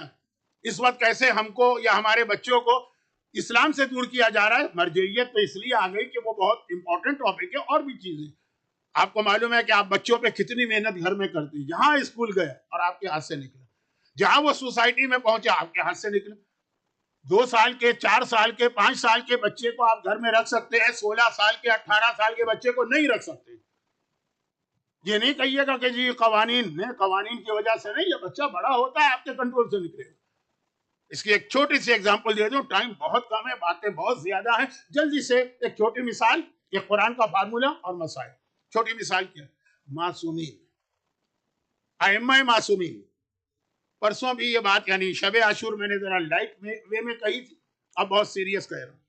لائٹ وے میں کیا کہا تھا کہ رسول خدا نے ایک رول ماڈل ہے نا, تو ہم کو بتایا کہ بری بیوی کے ساتھ بھی کیسے لائف گزارنا ہے, ایک ایگزامپل سیٹ کی. اب آئیے معصومین کے گھر میں کیا ان کی اولاد خراب نہیں ہوئی ہے؟ اور سب سے زیادہ معصومین کی, یعنی معصوم کا مطلب امام کا ریئل بیٹا, حقیقی بیٹا, اور وہ اتنا گمراہ ہو گیا کہ امام کا اپنا بیٹا امام کے اگینسٹ ہے. سب سے بڑی ایگزامپل کون سی؟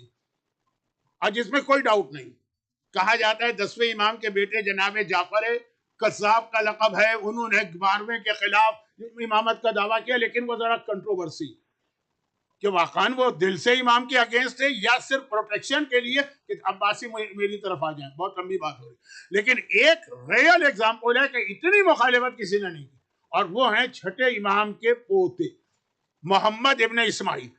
اور اتنا انہوں نے چھٹے امام تک چلا سلسلہ, ان کو تو مانا, 7ویں کو اتنا نہیں مانا, اور ایسا چلا کہ وہ آج تک ان کے جو بوئے ہوئے بیج ہیں وہ آج تک فروٹ دے رہے ہیں. یہ سگے بھتیجے ہیں 7ویں امام کے, اور سگے پوتے ہیں چھٹے امام کے. اسماعیل کے بیٹے ہیں, سب ہر ایک کو پتا ہے. تو اب ہوا یہ, اچھا یہ تو بہت مشہور. انہی کے ساتھ ان کے چچا عبداللہ افتح تھے. انہوں نے بھی غضب اٹھایا, کیونکہ عبداللہ افتح کا فرقہ بنا, بہت اسٹرانگ ہوا, پھر ختم ہو گیا. اس لیے ان کا ذکر نہیں ہوتا, لیکن میں ان کا ذکر اس لیے کر رہا ہوں. محمد ابن اسماعیل میں نے اس لیے کوٹ کیا کہ آپ اچھی طرح جانتے ہیں. آپ میں سے بہت سے ایسے ہیں جو اس مذہب سے اسناشری بنے, لیکن عبداللہ افتح اور عبداللہ افتح زیادہ بڑا پرابلم ہے مراجع کے لیے. کیوں پرابلم ہے؟ چھٹے امام کے بڑے کلوز صحابی, میں مثال کے طور پہ جملہ کہہ رہا ہوں, سلمان اور فارسی اور ابو ذر کے اسٹیٹس کے صحابی, وہ بھی بہت کر ان کو ماننے لگے تھے امام. اور جتنے عرصے زندہ رہے, بہت زیادہ نہیں رہے, پھر توبہ کر کے 7ویں کے پاس آئے. اب مراجع کے لیے مسئلہ کیا بنا؟ یہ صحابی سلمان کے اسٹیٹس کا, سلمان نہیں ہے اسٹیٹس کا, اس نے ایک حدیث نقل کی. چیک کرنا پڑتا ہے کہ اس زمانے میں اس نے یہ حدیث سنی تھی جب وہ امام کو مانتا تھا, یا جب بیچ کا پیریڈ آیا تھا جب وہ عبداللہ افتح کو مان رہا تھا, یا اس کے بعد کا ہے جب توبہ کر لی. آج 1300 سال کے بعد کسی حدیث کی ڈیٹ معلوم کرنا, اور ایک حدیث نہیں. لیکن عبداللہ افتح چھٹے امام کی زندگی ہی میں یہ راستے سے ہٹ گئے. محمد ابن اسماعیل تو دادا کے مرنے کے بعد پھر ہٹے. لوگوں نے کہا چھٹے امام سے, مولا آپ کا بیٹا کہاں؟ ہاں, یہ کچھ گمراہ فرقوں میں اٹھنے بیٹھنے لگا ہے, میں اس کو روکتا اور سمجھاتا ہوں, یہ میری بات نہیں مانتا. آپ کا بیٹا ایگزامپل نہیں ہے, امام کا اپنا بیٹا, حقیقی بیٹا, سگا بیٹا اور بڑا بیٹا. 7ویں امام تو چھوٹے تھے. اور امام کیا کہہ رہے ہیں؟ امام یہ نہیں کہہ رہے کہ بھائی وہ شیطان نے اس کو بہکا دیا, بہکے نہیں, کہہ رہے ہیں یہ سوسائٹی کا انفلوئنس. کچھ گروپس چھٹے امام کے زمانے میں تھے جو لوگوں کو مس گائیڈ کرتے تھے, کہ وہ اس میں بیٹھ رہا, وہ سرکل کے اندر موو کرتا. میں کوشش کرتا ہوں, وہ میری بات نہیں مانتا. اچھا, اب اس کی بہت ساری ریزن ہے, لیکن ہمارے اور آپ کے لیے یہ ہم کو مورال کی پاور دیتا ہے کہ امام کی کوشش کے بعد بھی ان کا بیٹا ان لوگوں میں بیٹھنے لگا. آج بھی یہی, آپ پوری کوشش کریں, محنت کریں, لیکن آپ کا بچہ آپ جیب میں تو نہیں رکھیں گے نا. وہ سوسائٹی میں اٹھے گا, بیٹھے گا, اسکول ہے, کالج ہے, یونیورسٹی ہے, جاب کا ماحول ہے, باہر کا ماحول. تو اب ہمارا کام ہے کوشش کرنا. اور اس کے اندر اس وقت میں پھر آپ بات اس لیے ریپیٹ کر رہا ہوں کہ اس میں ایک ذرا مس انڈرسٹینڈنگ ہو گئی تھی میرے شروع کے جملوں کی وجہ سے. بس میں آ رہا ہوں مسائل پر. اور مس انڈرسٹینڈنگ یہ ہوئی تھی کہ کچھ میں نے سوشل میڈیا اور ٹک ٹاک اور انسٹا اور اس کے خلاف کچھ جملے کہے تھے, کیونکہ اس کی خرابی بہت بڑی. تو لوگ یہ سمجھے کہ مولانا اس کو حرام کہہ رہے ہیں. تو اب یہ تو سب لوگ تو بلکہ میجورٹی تو ہم کو اتنا نہیں مانے گی، لیکن جو کچھ ماننے والے تھے انہوں نے کہا مولانا کیا یہ چھوڑ دیں، کوشچن آنسر سیشن میں جائیے، یہ سوال آیا. اب قرآن نے اس میں ایک بہت اچھا فارمولا بتایا، یعنی قرآن کا ہر فارمولا بہت اچھا ہے، مگر یہ ایکسٹریم مثال دی ہے قرآن نے کہ اس کے بعد اب چیپٹر کلوز. یسألونک عن الخمر والمیسر، اے حبیب لوگ آ کے تم سے سوال کرتے ہیں کہ شراب یعنی وائن اور میسر یعنی گیملنگ، اس کے بارے میں پوچھتے ہیں کہ اس کا کیا حکم ہے. قرآن نے کیا کہا؟ فیہما اسم کبیر ومنافع للناس، اس میں گناہ بہت بڑا ہے لیکن لوگوں کے لیے فائدہ بھی ہے. شراب کی تعریف کوئی شرابی نہیں کر رہا، قرآن کر رہا. گیملنگ کی تعریف کوئی گیملر نہیں کر رہا، کیسینو میں جانے والا قرآن کر رہا. کہا اس میں گناہ بھی ہے اور اس میں فائدہ بھی. اسمہما اکبر من نفعہما، اس کے گناہ زیادہ بڑا ہے، اس کا فائدہ کم ہے، اس لیے اس کو حرام کیا گیا. تک فارمولا آ گیا، جہاں پہ فائدہ زیادہ ہو نقصان کم ہو وہ چیز آپ کے لیے اجازت ہے، جہاں پہ گناہ بڑا ہو نقصان فائدہ کم ہو وہ چیز آپ کے لیے حرام. شراب کی مثال دی. میں اس لیے بھی کہہ رہا ہوں کہ بہت سے لوگ آتے ہیں مولانا آپ لوگ کہتے ہیں گانا حرام. ارے فلاں بیماری کا علاج گانے سے ہو رہا ہوگا. قرآن نے جب شراب کے لیے کہا کہ اس میں فائدہ ہے تو گانا تو بہت چھوٹا گناہ. آج تو ایک ریسرچ میں نے دیکھی کہ مولانا وہ سور کے گوشت کے بھی اتنے فائدے، جبکہ کوئی فائدہ کسی کی سمجھ میں نہیں آ رہا ہے. میوزک کا پھر بھی فائدہ، گانے کا پھر بھی فائدہ. لیکن میں نے کہا ہوگا فائدہ، لیکن مسئلہ یہ جو قرآن نے فارمولا دیا ہے کہ ہاں فائدہ ہوگا، گناہ بڑا ہے کہ فائدہ، نقصان زیادہ ہے کہ نفع.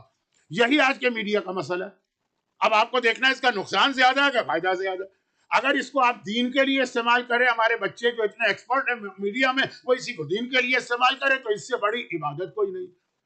اور اگر وہ اسی کو ان چیزوں کے لیے استعمال کرے کہ گھر ٹوٹ رہے ہیں، لڑکیاں بھاگ رہی ہیں، بیویاں طلاق لے رہی ہیں، شوہر دوسری عورتوں میں انوالو ہو رہے ہیں، اور پھر اس کے بعد پورا گناہوں کا سلسلہ، اب دیکھیں ٹائم نہیں، تو پھر یہ حرام.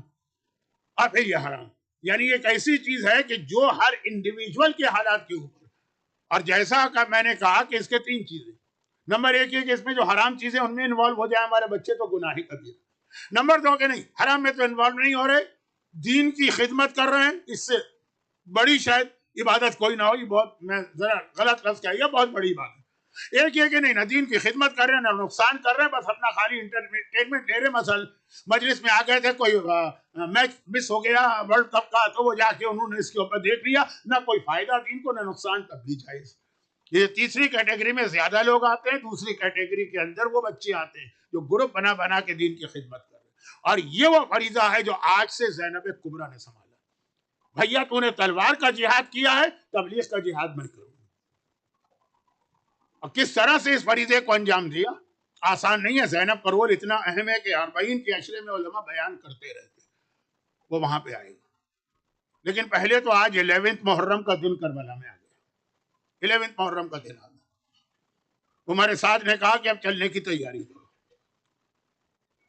میں اب صرف ایک جملہ اس لیے کہہ رہا ہوں کہ کہیں غلط فہمی نہ ہو. بعض روایتوں میں ہے کہ عمر سعد نے کٹے ہوئے سر تو رات کو ہی بھجوا دیے تھے شام غریب.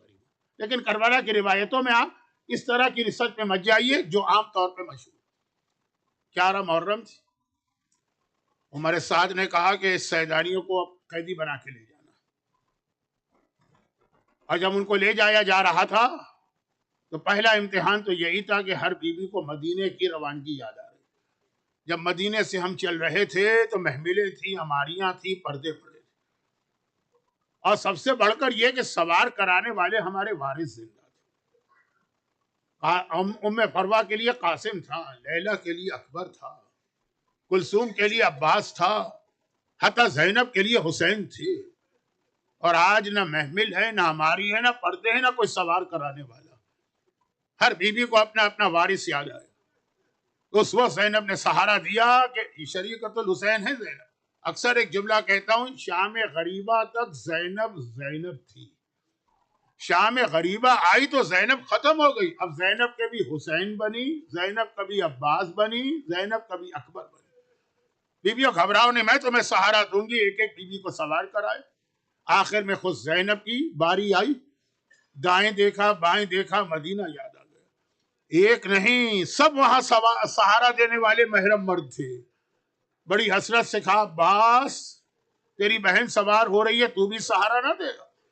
بس میرا بیمار امام آگے بڑھا، آج سے کربلا کی ذمہ داری میری. پھوپھی اماں گھبرائیے نہیں، میں آپ کو سوار کراتا ہوں. اور اس کے بعد یہ قافلہ چلا. عمر سعد نے کہا اونٹوں کو شہیدوں کے لاشوں کے درمیان سے لے جاؤ. بس ادھر یہ قافلہ شہیدوں کے لاشوں کی طرف گیا اور ہر بی بی کی نگاہ اپنے اپنے وارث کے لاشے پہ چلی پڑی. ہر بی بی نے اپنے آپ کو وارث کے لاشے پہ گرا دیا. قاسم کے بدن کے ٹکڑے دیکھ کے فروا آ رہی ہیں.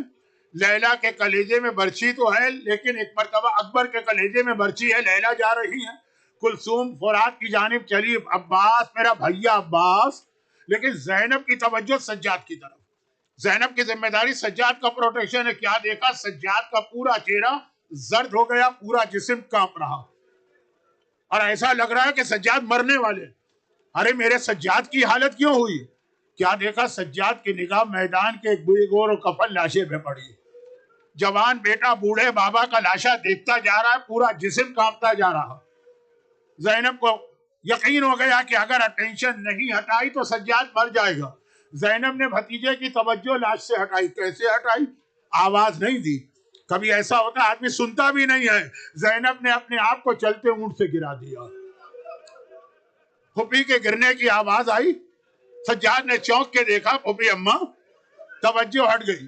لیکن میں نے تو کہہ دیا اور آپ نے سن لیا. زینب نے اونٹ سے گرایا تو کس طرح گرایا؟ زیارت کا جملہ ہے، میرا سلام اس شہزادی پر جن کے دونوں ہاتھ ان کی گردن سے بندھے. گرنے والا ہمیشہ سہارا ہاتھوں کا سہارا لیتا. ہائے وہ زینب جس کے دونوں ہاتھ گردن سے بندھے ہیں اور سر کے بل زمین کربلا سے ٹکرا رہی. اور پھر سجاد کو بچا کے یہ قافلہ چلا. اب یہ پہلا دن نہیں، بار بار زینب کو اپنے سجاد کو بچانا ہے. قافلہ کوفے میں پہنچ گیا. یہ بازار کوفہ، قافلے کو روک دیا گیا. کیوں روک دیا گیا؟ دیکھیں چھوٹا سا بازار ہے، گلیاں بہت قریب قریب ہیں، اونٹ کی ہائٹ بھی بہت زیادہ. قافلہ روک دیا گیا. کیوں روکا گیا؟ عمر سعد کو جلدی ہے، قافلہ جلدی سے لے چلو. ابن زیاد کا آرڈر آ گیا قافلے کو روک دو. کیوں؟ 2 ریزن بتا رہا ہے، ذرا سنیے 2 ریزن کا. پہلا ریزن یہ ہے کہ ابھی میرے دربار کا ڈیکوریشن انکمپلیٹ ہے. پہلے میرا دربار مکمل ڈیکوریٹ ہو جائے پھر محمد کے نواسیوں کو بلاؤں گا. بھلے یہ دھوپ کے اندر جلتے سورج کے نیچے بغیر چادر کے بغیر محمل کے اونٹوں پہ بیٹھی. اور دوسری وجہ کیا بتاتا ہے وہ معلوم؟ کہتا ہے دوسری وجہ یہ ہے کہ تم قافلے کو لے کے آ گئے، کسی نے دیکھا کسی نے نہیں دیکھا، میرے دل کو اطمینان نہیں ہوگا. اتنی دیر محمد کی نواسیوں کو کھڑا کرو کہ کوفے کا ایک ایک مرد ان عورتوں کے چہرے پر اچھی طرح نگاہ ڈال دے. محمد کی نواسیاں ہیں، علی کی بہویں ہیں، فاطمہ کی بیٹیاں. میرا غیرت مند امام جس نے کربلا میں کہیں معجزہ نہ دکھایا برداشت نہ کر سکا. کون؟ آقا حسین. کٹا سر نو کے نیزہ پہ تلاوت قرآن کر رہا. وہی جو مجلس میں بھی بات آئی تھی. اب کٹے ہوئے سر کی تلاوت اتنی عجیب بات ہے کہ سارے مجمع کی اٹینشن ادھر ہو گئی. حسین نے معجزہ دکھا کر اپنی بہنوں کے پردے کو بچا لیا، لیکن قافلہ رکا. اسی کوفے میں ایک بہت ہی ضعیف عورت رہتی تھی جو اکیلی تھی، ام حبیبہ اس کا نام. وہ اکیلی ہے، اسے دنیا کی کوئی خبر نہیں ہے کہ کیا ہو رہا.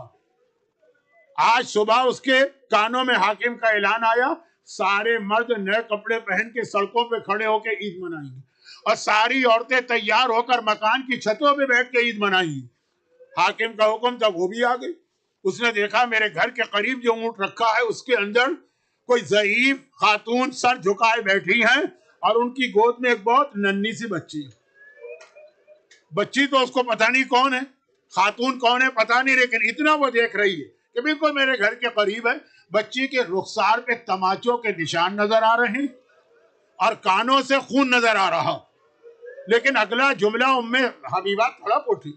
بچی نے سر اٹھایا، کہا پھوپھی اماں کربلا میں تو مجھے پانی نہیں ملا تھا، کیا یہاں بھی کوئی مجھے پانی نہیں دے گا؟ میں بہت پیاسی ہوں، میں بہت پیاسی ہوں.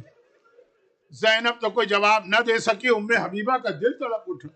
اتنی سی بچی، ننھی بچی پانی مانگ رہی ہے. دوڑ کے گئی، پانی کا کوزہ اپنے گھر سے بھر کے آئی، ہاتھ بڑھا کے پانی بچی کے حوالے کیا اور کہا کہ لے یہ پانی پی لے. کیونکہ پانی کا سوال تو حسین بھی کر چکے تھے.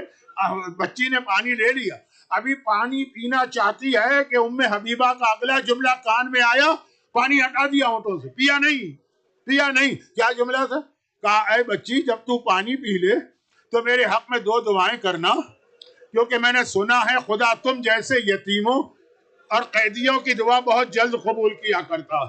بچی بہت چھوٹی ہے، بچی بہت پیاسی ہے، مگر مشکل کشا علی کی پوتی ہے نا. ایک مرتبہ کہا پہلے اپنی دعا بتا، پہلے تیری حاجت پوری ہوگی پھر میں پانی پیوں گی. کہا پہلی دعا تو ابھی ابھی میرے ذہن میں آئی، خدا میرے بچوں کو تیری طرح سے یتیم و قیدی نہ بنائے. بچی نے ننھے ننھے ہاتھ جوڑے، خدا بندہ میرے بوڑھے بابا کے کٹے سر کا واسطہ، جیسی یتیمی اور قید سکینہ پر آئی ہے اس مومنہ کے بچے محفوظ رہے. اور ہاں تیری دوسری دعا کیا ہے؟ کہ میں بہت بوڑھی ہو گئی، بس ایک ہی دعا ہے، ایک مرتبہ مرنے سے پہلے خدا مجھے مدینے کی زیارت کا موقع دے دے. سکینہ تو دعا کرنے لگی. زینب نے اپنے شہر کا نام دشمنوں کے شہر میں سنا، چوک کے ام حبیبہ کو دیکھا، اے ضعیفہ مدینے کی دعا کیوں کر رہی؟ ہو سکتا ہے وہ کہتے روضہ رسول پہ جانے کا. نہیں، ارے مدینہ میرے مولا علی کا شہر ہے، میری شہزادی فاطمہ کا وطن ہے. زینب نے کہا لیکن اب تو علی بھی نہ رہے، فاطمہ بھی نہ رہی. جواب دیتی ہے تو کیا ہوا، میری شہزادی فاطمہ کی وارث زینب کبریٰ تو زندہ ہے نا. زینب نے کہا تو نے خالی نام سنا ہے کہ زینب کو پہچانتی بھی ہے؟ ام حبیبہ بڑے فخر سے کہتی ہے لو کیسی بات کرتی ہو، پہلے تو ہر سال بی بی کی زیارت کو جاتی تھی، بڑھاپے کی وجہ سے اب کئی سال سے نہ جا سکی. بس اتنا سننا تھا. زینب نے دائیں دیکھا بائیں دیکھا، کوئی نامحرم نظر نہیں آیا. زینب نے بالوں کو ذرا سا ہٹایا چہرے سے، کہا ام حبیبہ ذرا دیکھ کے پہچان لے، میں ہی فاطمہ کی بیٹی زینب ہوں جو تیرے شہر میں آ گئی. بس وہ آخری جملہ جو ہر مجلس میں آ رہا ہے. ایک مرتبہ ام حبیبہ نے دیکھا، تڑپ کے کہا شہزادی آپ تو اس شہر میں شہزادی بن کے رہ چکی ہیں، آپ کی چادر چھن گئی، آپ کے بازو میں رسیاں بن گئی، آپ قیدی ہو گئی. ارے میرا آقا عباس کہاں چلا گیا، ارے عباس کہاں گیا کہ اس کی بہن کو قیدی. خدا بندہ باب الحوائج عباس علمدار کو ایک مرتبہ پھر کربلا میں یاد کیا گیا. یہ تمام مومنین اور مومنات جو عباس کا نام سن کے رو رہی، جو زینب کبریٰ کے مصائب پہ آنسو بہا رہی، اور سب سے بڑھ کر سرکار سید الشہداء کا ماتم کر رہے ہیں. خدا بندہ اس ماتم اور اس آنسوؤں کا واسطہ غم حسین کے علاوہ انہیں دنیا آخرت کی ہر غم اور پریشانی سے نجات دلا. خدا بندہ جس طرح سکینہ نے کہا پہلے میں اپنے ماننے والوں کی حاجت پوری کروں گی، اس مجلس میں جو حاجت مند بیٹھا ہے ساری حاجتیں پوری فرما. سکینہ کے لٹے گھر کا واسطہ ہمارے تمام مرحومین کی مغفرت فرما. خدا بندہ اس عظیم قربانی کا واسطہ ہمیں سیرت اہل بیت پہ چلنے کی توفیق عطا فرما. دنیا بھر میں جہاں جہاں عزاداران امام مظلوم اور محبان اہل بیت موجود ہیں، ان کے مال، ان کی جان، ان کی عزت، ان کی اولاد کی حفاظت فرما، اور ان مظالم کے انتقام کے لیے ظہور امام میں تعجیل فرما. ماتم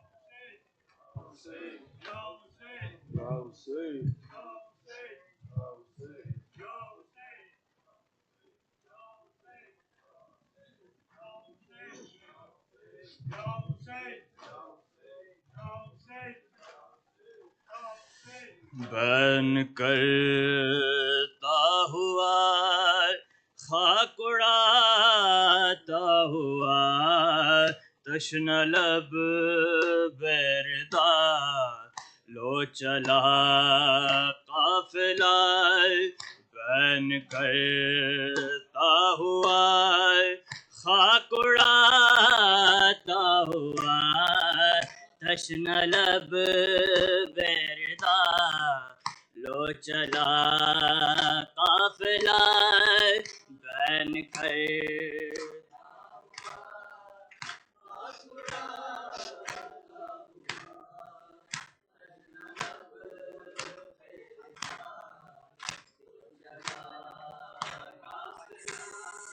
سن کے شور فغاں ایک کورام ہے برسر کربلا لو چلا قافلہ بین کرتا ہوا خاک اڑاتا ہوا تشن لب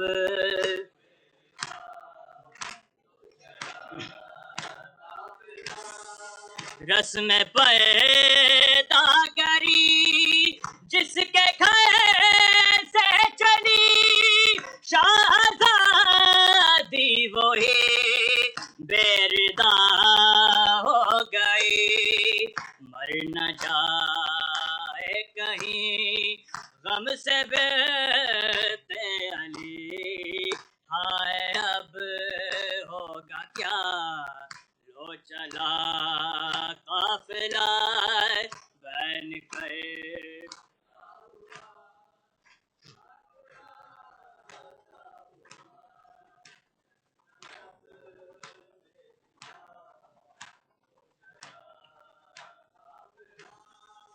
اپنی صورت دکھائے تو مجھے میری جان پھر خدا جانے آنا ہو یا کہ نہ ہو آؤ اکبر اٹھو ہم کو رخصت کرو مان رو کے کہا لو چلا قافلہ بین کر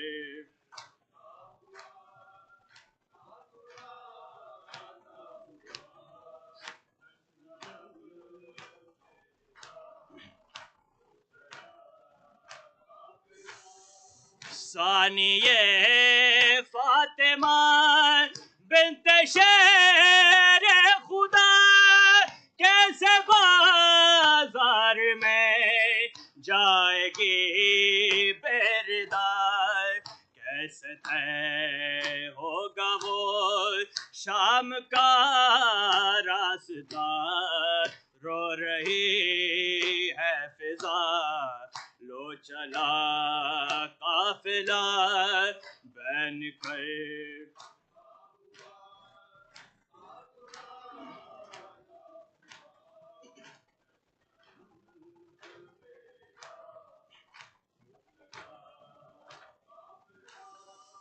پیار سے جس کو پائے لاتا شبیر نے اس کو جکڑا گیا تو قزجیر سے راہ پر خار پر پابر نا سفر کیسے ہوگا بلا لو چلا قافلہ بین کر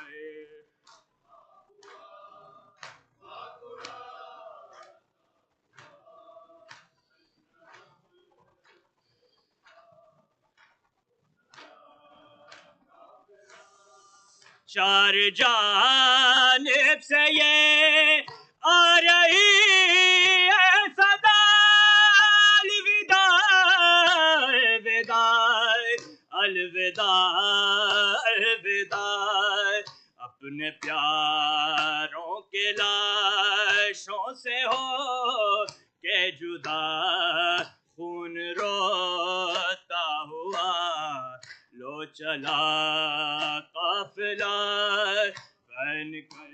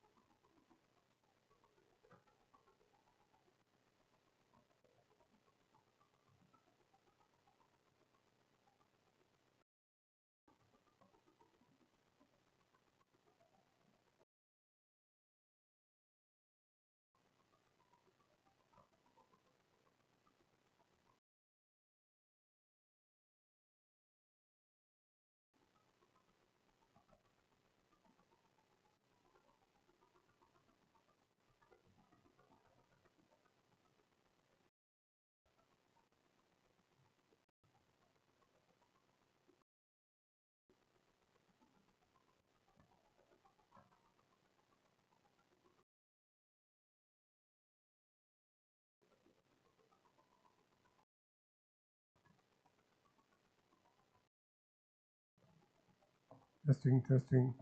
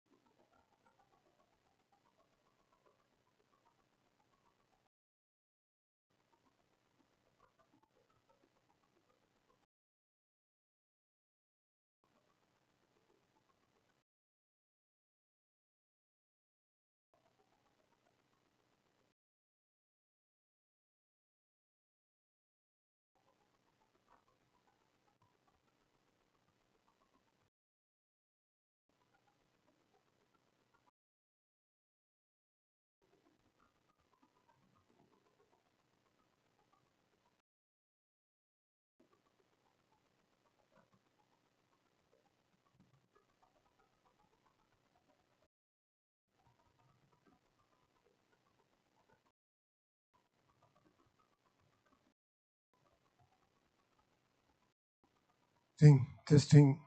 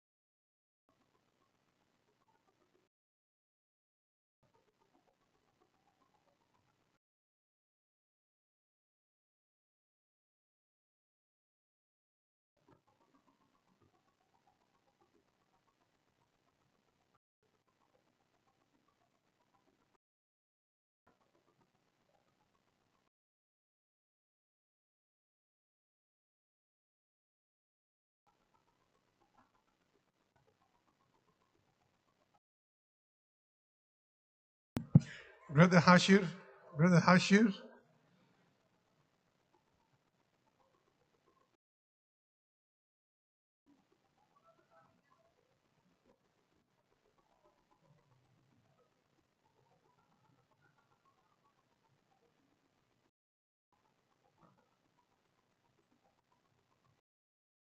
Brother Hashir here.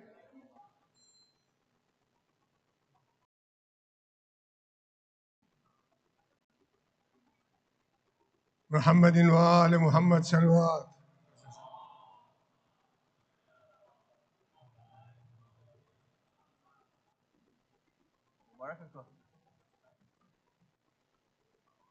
إن الله وملائكته يصلون على النبي يا أيها الذين آمنوا صلوا عليه وسلموا تسليما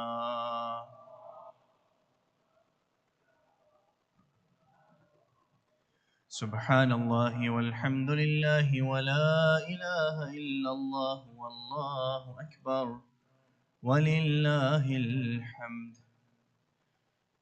الله أكبر الله أكبر الله أكبر الله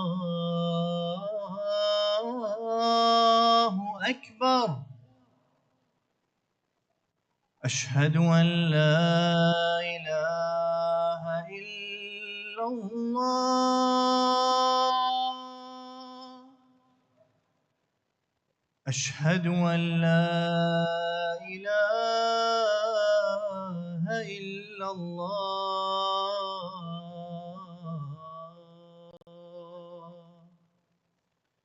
أشهد أن محمدا رسول الله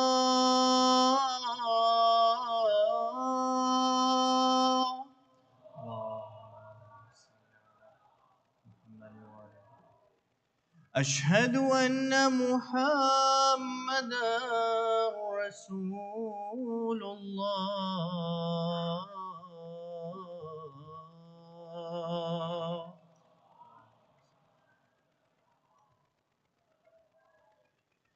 أشهد أن عليا ولي الله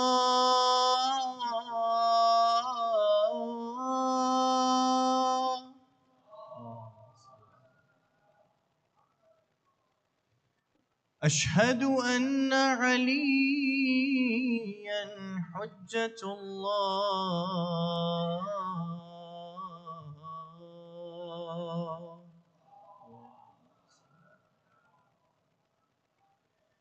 حي على الصلاة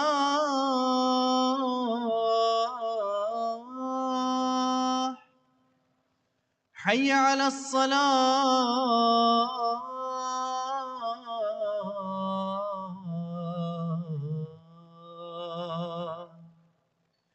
حي على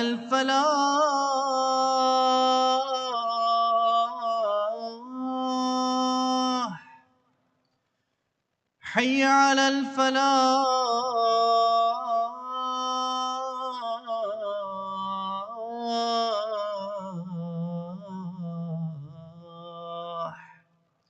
حي على خير العمل حي على خير العمل الله أكبر الله أكبر لا إله إلا الله